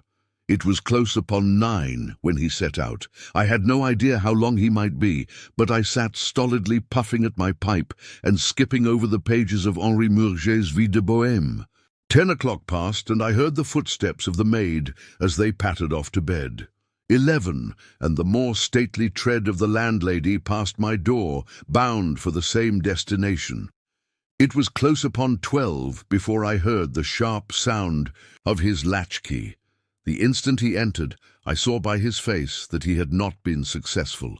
Amusement and chagrin seemed to be struggling for the mastery, until the former suddenly carried the day, and he burst into a hearty laugh. "I wouldn't have the Scotland Yarders know it for the world," he cried, dropping into his chair. "I have chaffed them so much that they would never have let me hear the end of it. I can afford to laugh, because I know that I will be even with them in the long run." "What is it, then?" I asked. "Oh, I don't mind telling a story. Against myself." That creature had gone a little way when she began to limp and show every sign of being footsore. Presently she came to a halt and hailed a four-wheeler which was passing. I managed to be close to her so as to hear the address, but I need not have been so anxious, for she sang it out loud enough to be heard at the other side of the street. "Drive to 13 Duncan Street, Houndsditch," she cried. This begins to look genuine, I thought, and having seen her safely inside, I perched myself behind. That's an art which every detective should be an expert at. Well, away we rattled, and never drew rein until we reached the street in question. I hopped off before we came to the door, and strolled down the street in an easy, lounging way. I saw the cab pull up. The driver jumped down, and I saw him open the door and stand expectantly. Nothing came out, though. When I reached him, he was groping about frantically in the empty cab, and giving vent to the finest assorted collection of oaths that ever I listened to. There was no sign or trace of his passenger, and I fear it will be some time before he gets his fare. On inquiring at number 13, we found that the house belonged to a respectable paper-hanger named Keswick, and that no one of the name either of Sawyer or Dennis had ever been heard of there. "You don't mean to say," I cried in amazement, "that that tottering, feeble old woman was able to get out of the cab while it was in motion, without either you or the driver seeing her?" "Old woman be damned," said Sherlock Holmes, sharply. "We were the old women to be so taken in. It must have been a young man, and an active one, too, besides being an incomparable actor. The get-up was inimitable. He saw that he was followed, no doubt, and used this means of giving me the slip. It shows that the man we are after is not as lonely as I imagined he was, but has friends who are ready to risk something for him. Now, Doctor, you are looking done up. Take my advice and turn in." I was certainly feeling very weary, so I obeyed his injunction. I left Holmes seated in front of the smouldering fire, and long into the watches of the night I heard the low, melancholy wailings of his violin, and knew that he was still pondering over the strange problem which he had set himself to unravel. Chapter: Tobias Gregson, shows what he can do. The papers next day were full of the Brixton mystery, as they termed it. Each had a long account of the affair, and some had leaders upon it in addition. There was some information in them, which was new to me. I still retain in my scrapbook numerous clippings and extracts bearing upon the case. Here is a condensation of a few of them. The Daily Telegraph remarked that in the history of crime there had seldom been a tragedy which presented stranger features. The German name of the victim, the absence of all other motive, and the sinister inscription on the wall all pointed to its perpetration by political refugees and revolutionists. The socialists had many branches in America, and the deceased had no doubt infringed their unwritten laws and been tracked down by them. After alluding airily to the Vehemgericht, Aqua Tofana, Carbonari, the Marchioness de Brinvilliers, the Darwinian theory, the principles of Malthus, and the Ratcliffe highway murders, the article concluded by admonishing the government and advocating a closer watch over foreigners in England. The Standard commented upon the fact that lawless outrages of the sort usually occurred under a liberal administration. They arose from the unsettling of the minds of the masses and the consequent weakening of all authority. The deceased was an American gentleman who had been residing for some weeks in the metropolis. He had stayed at the boarding house of Madame Charpentier in Torquay Terrace, Camberwell. He was accompanied in his travels by his private secretary, Mr. Joseph Stangerson. The two bade adieu to their landlady upon Tuesday, the 4th Inster, and departed to Euston Station with the avowed intention of catching the Liverpool express. They were afterwards seen together upon the platform. Nothing more is known of them until Mr. Drebber's body was, as recorded, discovered in an empty house in the Brixton Road, many miles from Euston. How he came there, or how he met his fate, are questions which are still involved in mystery. Nothing is known of the whereabouts of Stangerson.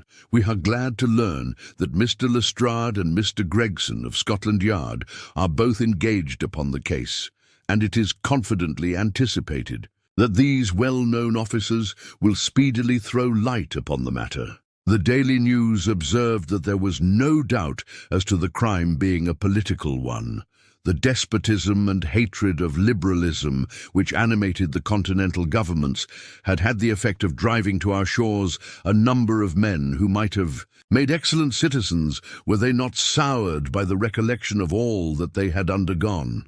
Among these men there was a stringent code of honor, any infringement of which was punished by death. Every effort should be made to find the secretary, Stangerson, and to ascertain some particulars of the habits of the deceased. A great step had been gained by the discovery of the address of the house at which he had boarded, a result which was entirely due to the acuteness and energy of Mr. Gregson of Scotland Yard. Sherlock Holmes and I read these notices over together at breakfast, and they appeared to afford him considerable amusement. I told you that whatever happened, Lestrade and Gregson would be sure to score. That depends on how it turns out. Oh, bless you, it doesn't matter in the least. If the man is caught, it will be on account of their exertions. If he escapes, it will be in spite of their exertions. It's heads I win and tails you lose. Whatever they do, they will have followers. Un sot trouve toujours un plus sot qui l'admire. What on earth is this? I cried, for at this moment there came the pattering of many steps in the hall and on the stairs, accompanied by audible expressions of disgust upon the part of our landlady. It's the Baker Street Division of the Detective Police Force, said my companion gravely, and as he spoke there rushed into the room half a dozen of the dirtiest and most ragged street Arabs that ever I clapped eyes on. "Tension!" cried Holmes in a sharp tone, and the 6 dirty little scoundrels stood in a line like so many disreputable statuettes. "In future you shall send up Wiggins alone to report, and the rest of you must wait in the street."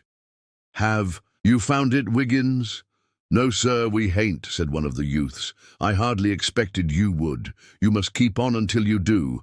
Here are your wages." He handed each of them a shilling. Now off you go and come back with a better. Report next time." He waved his hand, and they scampered away downstairs like so many rats, and we heard their shrill voices next moment in the street. "There's more work to be got out of one of those little beggars than out of a dozen of the force," Holmes remarked. "The mere sight of an official-looking person seals men's lips. These youngsters, however, go everywhere and hear everything. They are as sharp as needles, too. All they want is organization." "Is it on this Brixton case that you are employing them?" I asked. "Yes. There is a point which I wish to ascertain. It is merely a matter of time. Hello! We are going to hear some news now with a vengeance. Here is Gregson coming down the road with beatitude written upon every feature of his face.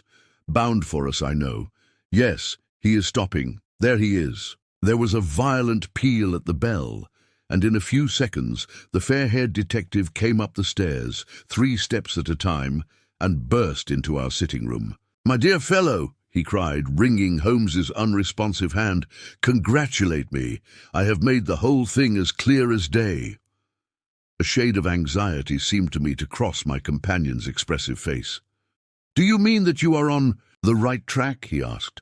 "The right track? Why, sir, we have the man under lock and key.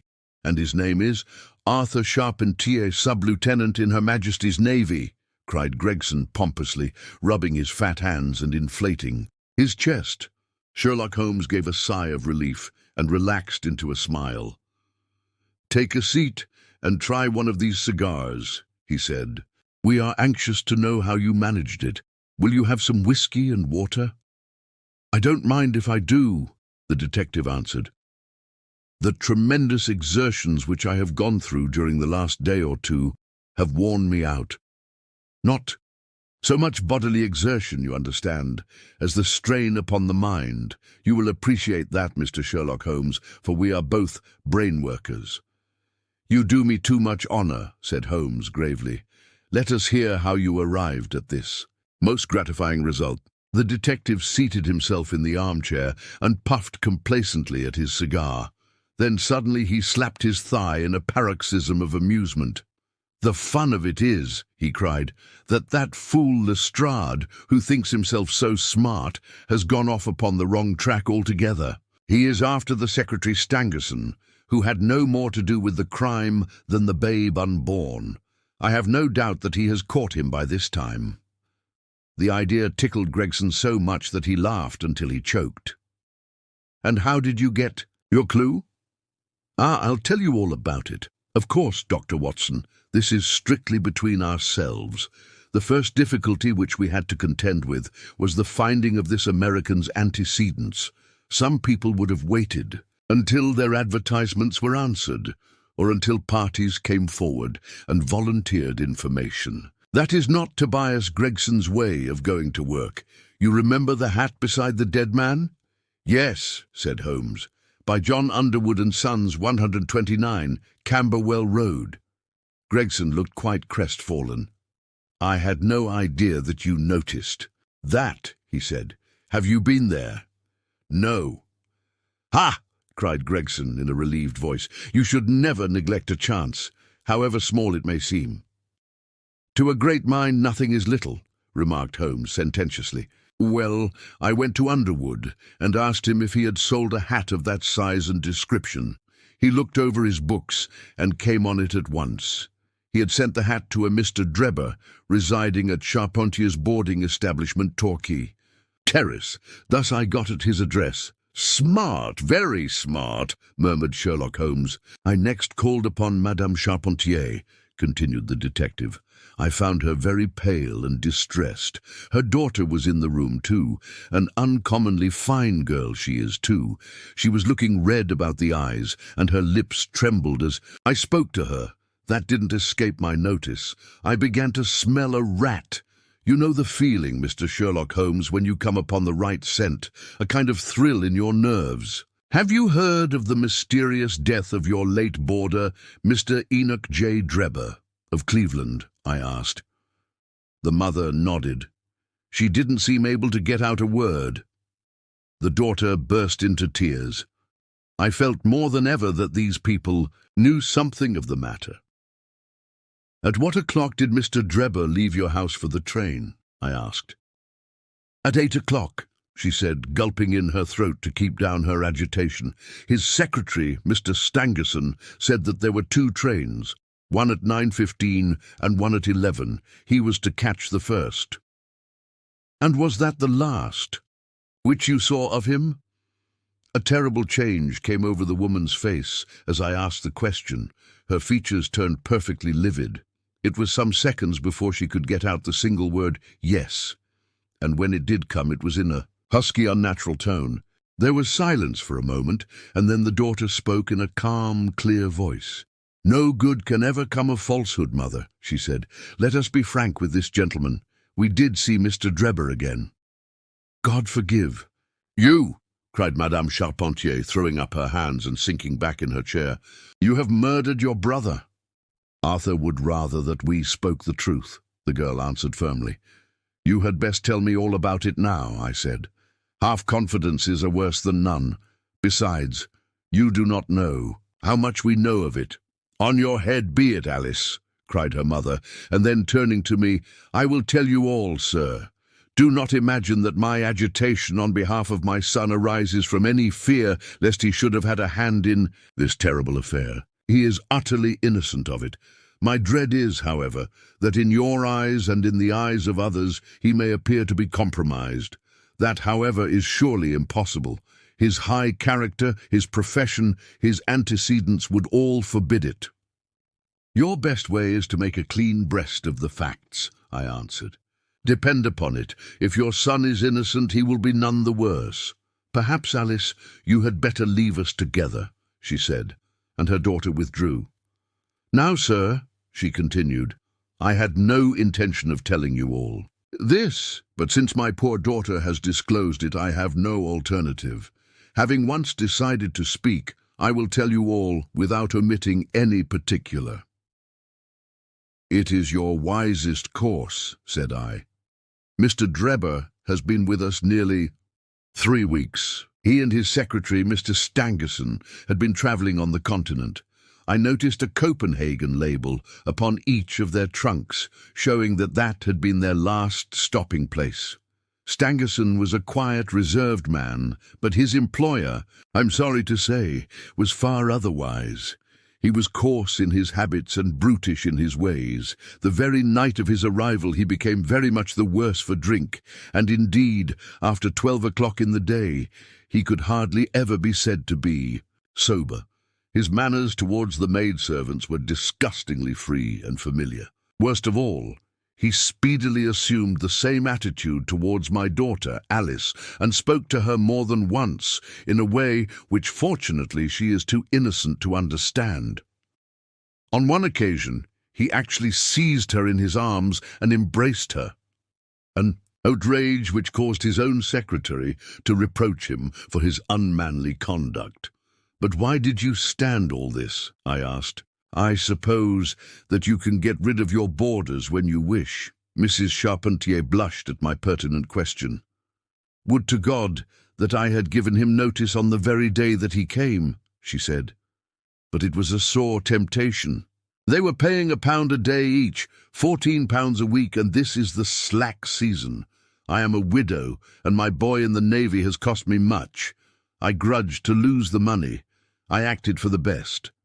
This last was too much, however, and I gave him notice to leave on account of it. That was the reason of his going.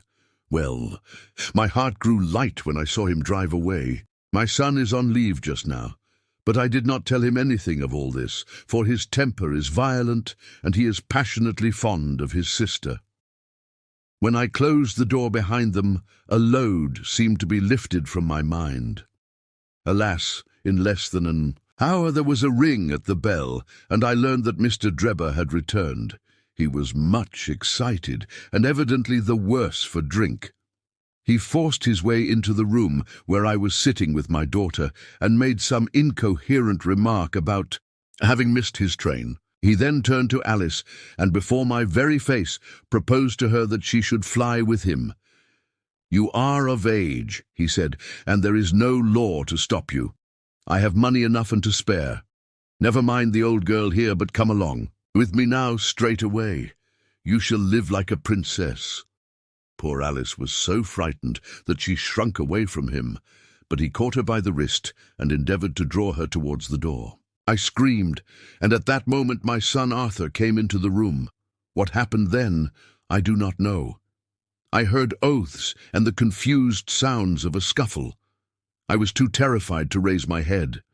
When I did look up, I saw Arthur standing in the doorway laughing, with a stick in his hand. "I don't think that fine fellow will trouble us again," he said. "I will just go after him and see what he does with himself." With those words he took his hat and started off down the street. The next morning we heard of Mr. Drebber's mysterious death. This statement came from Mrs. Charpentier's lips with many gasps and pauses. At times she spoke so low that I could hardly catch the words. I made shorthand notes of all that she said, however, so that there should be no possibility of a mistake. "It's quite exciting," said Sherlock Holmes with a yawn. "What happened next?" When Mrs. Charpentier paused, the detective continued, "I saw that the whole case hung upon one point. Fixing her with my eye in a way which I always found effective with women, I asked her at what hour her son returned. 'I do not know,' she answered. 'Not know?' 'No, he has a latchkey, and he let himself in.' 'After you went to bed?' 'Oh, yes.' 'When did you go to bed?' 'About 11. So your son was gone at least 2 hours?' 'Yes.' 'Possibly 4 or 5. "'Yes.' 'What was he doing during that time?' 'I do not know,' she answered, turning white to her very lips. Of course, after that there was nothing more to be done.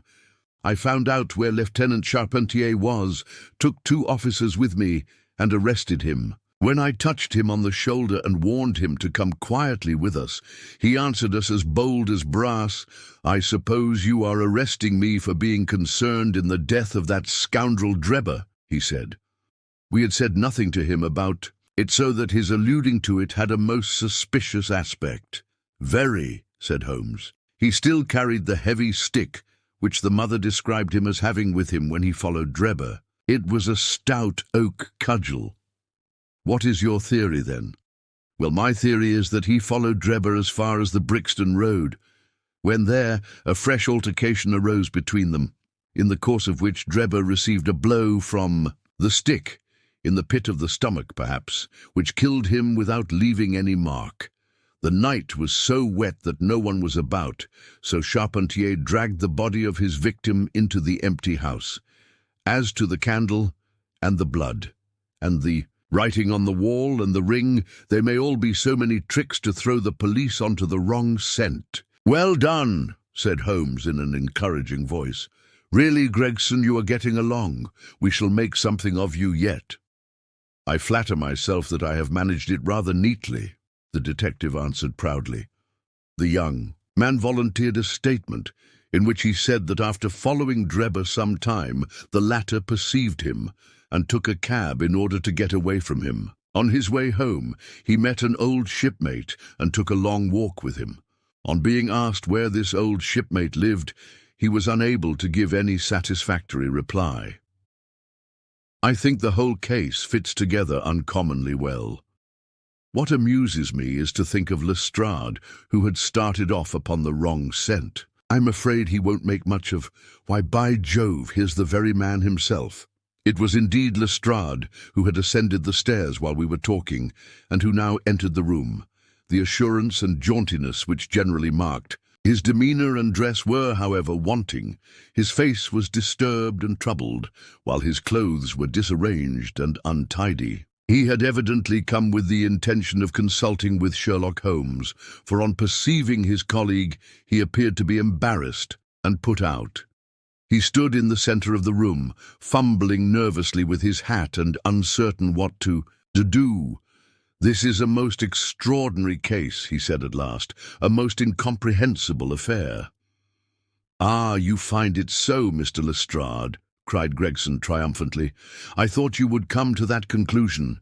Have you managed to find the secretary, Mr. Joseph Stangerson?" "The secretary, Mr. Joseph Stangerson," said Lestrade gravely, "was murdered at Halliday's private hotel about 6 o'clock this morning." Chapter: Light in the Darkness. The intelligence with which Lestrade greeted us was so momentous and so unexpected that we were all three fairly dumbfounded. Gregson sprang out of his chair and upset the remainder of his whisky and water.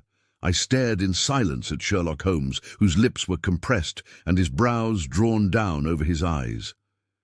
"Stangerson, too," he muttered. "The plot thickens." "It was quite thick enough before," grumbled Lestrade, taking a chair. "I seem to have dropped into a sort of council of war. Are you sure of this piece of intelligence?" stammered Gregson. "I have just come from his room," said Lestrade. "I was the first to discover what had occurred." "We have been hearing Gregson's view of the matter," Holmes observed. "Would you mind letting us know what you have seen and done?"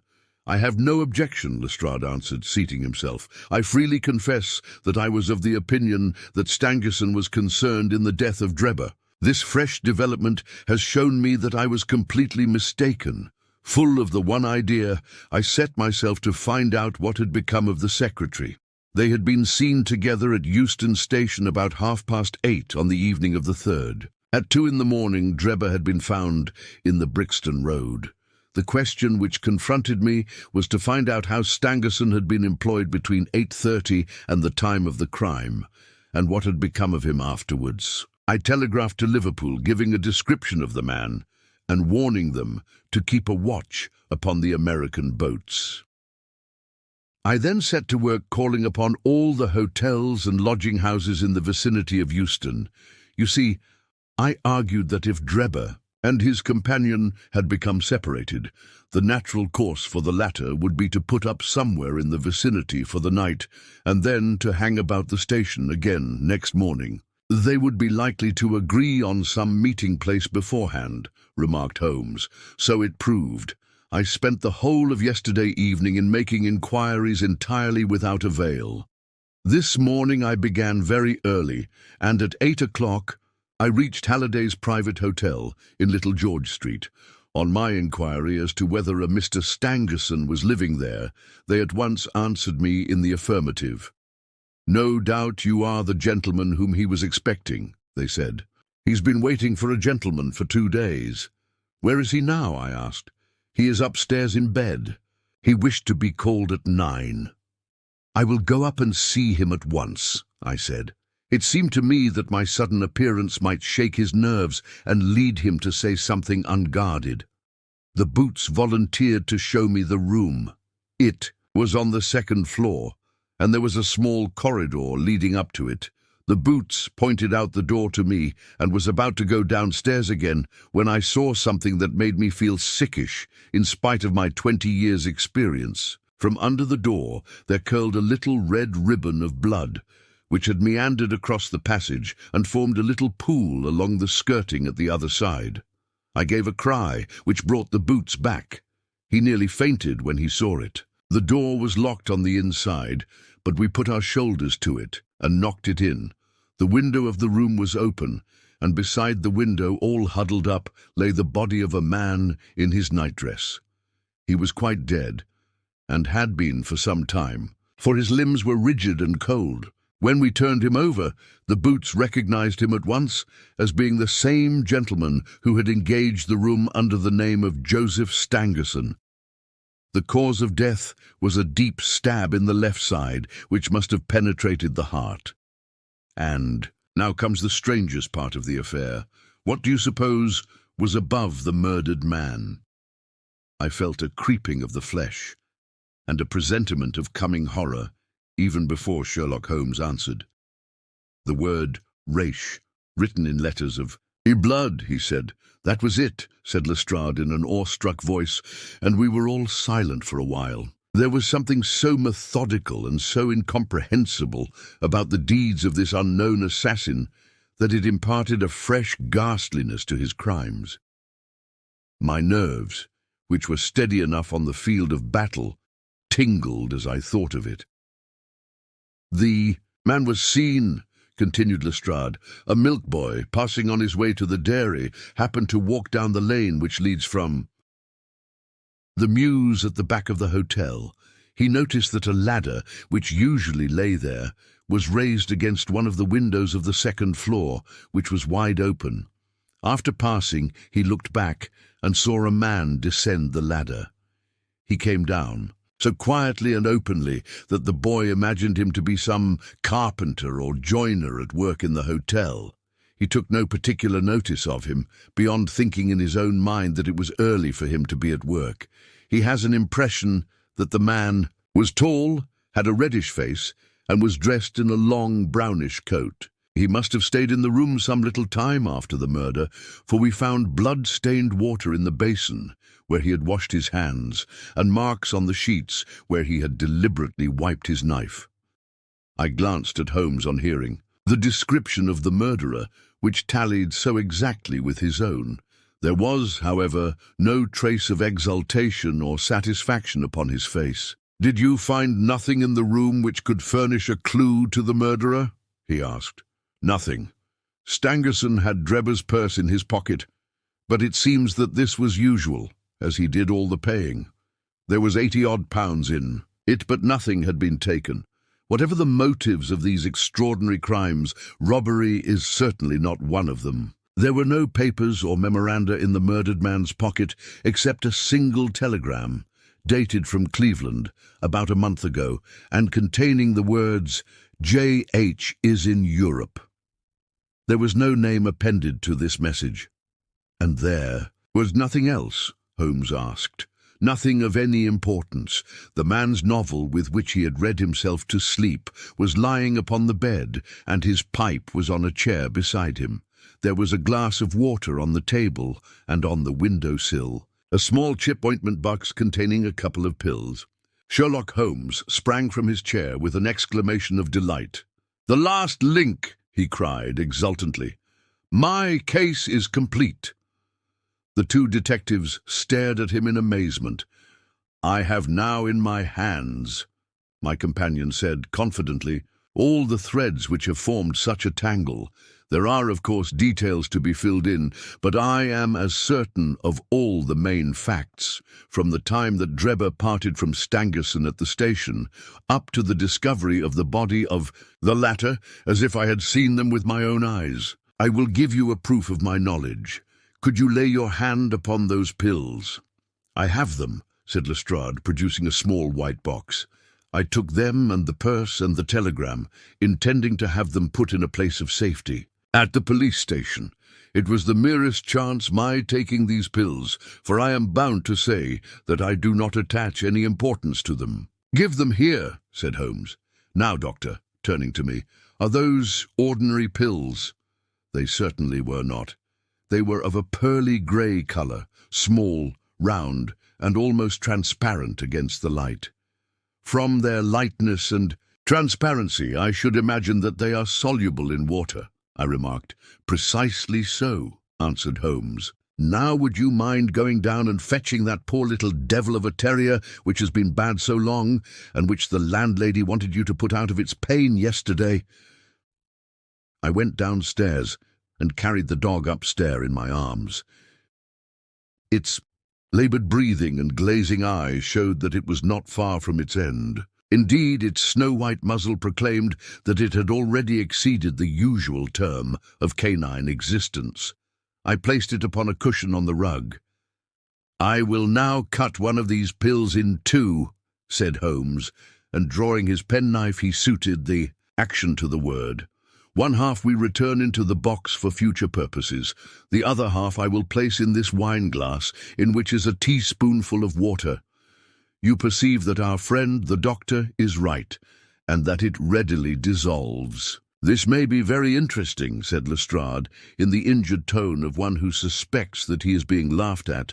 "I cannot see, however, what it has to do with the death of Mr. Joseph Stangerson." "Patience, my friend, patience. You will find in time that it has everything to do with it.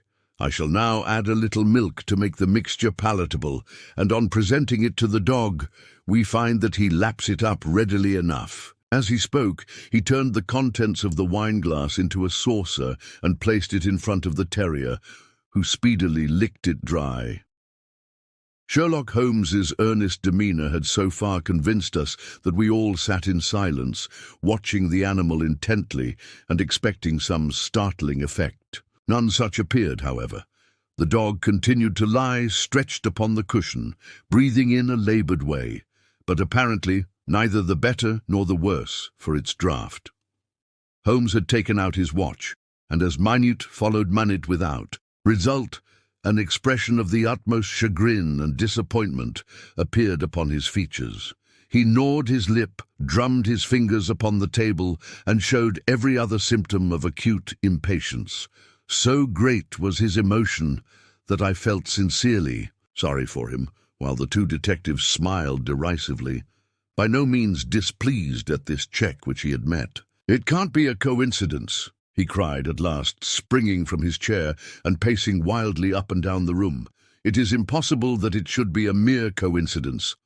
The very pills which I suspected in the case of Drebber are actually found after the death of Stangerson, and yet they are inert. What can it mean? Surely my whole chain of reasoning cannot have been false. It is impossible, and yet this wretched dog is none the worse. Ah, I have it, I have it." With a perfect shriek of delight, he rushed to the box, cut the other pill in two, dissolved it, added milk, and presented it to the terrier.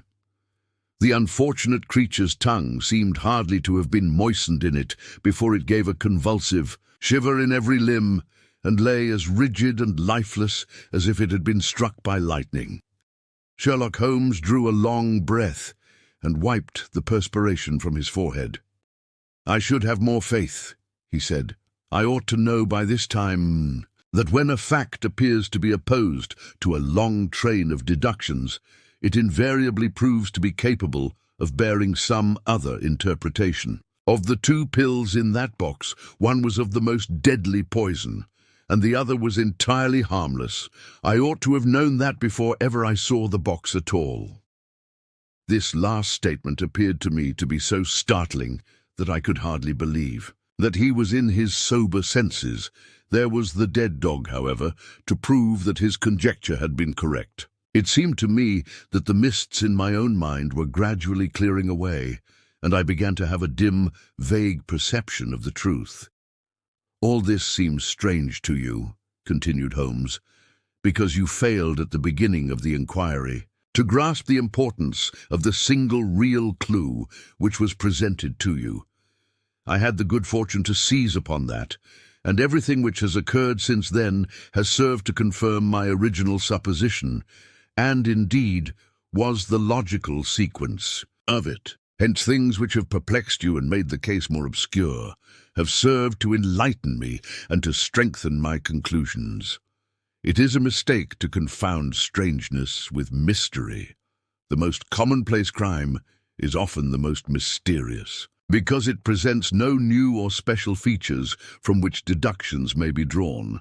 This murder would have been infinitely more difficult to unravel had the body of the victim been simply found lying in the roadway without any of those outre and sensational accompaniments which have rendered it remarkable. These strange details, far from making the case more difficult, have really had the effect of making it less so." Mr. Gregson, who had listened to this address with considerable impatience, could contain himself no longer. "Look here, Mr. Sherlock Holmes," he said.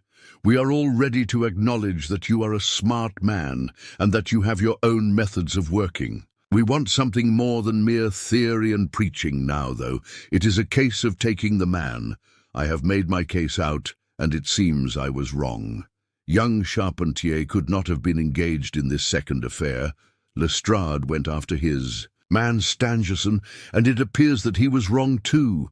You have thrown out hints here and hints there and seem to know more than we do. But the time has come when we feel that we have a right to ask you straight how much you do know of the business. Can you name the man who did it?" "I cannot help feeling that Gregson is right, sir," remarked Lestrade. "We have both tried, and we have both failed. You have remarked more than once since I have been in the room that you had all the Evidence which you require. Surely you will not withhold it any longer. Any delay in arresting the assassin, I observed, might give him time to perpetrate some fresh atrocity. Thus pressed by us all, Holmes showed signs of irresolution. He continued to walk up and down the room with his head sunk on his chest and his brows drawn down, as was his habit when lost in thought. "There will be no more murders," he said at last, stopping abruptly and facing us. "You can put that consideration out of the question. You have asked me if I know the name of the assassin. I do. The mere knowing of his name is a small thing, however, compared with the power of laying our hands upon him. This I expect very shortly to do. I have good hopes of managing it through my own arrangements, but it is a thing which needs delicate handling, for we have a shrewd and desperate man to deal with, who is supported, as I have had occasion to prove, by another who is as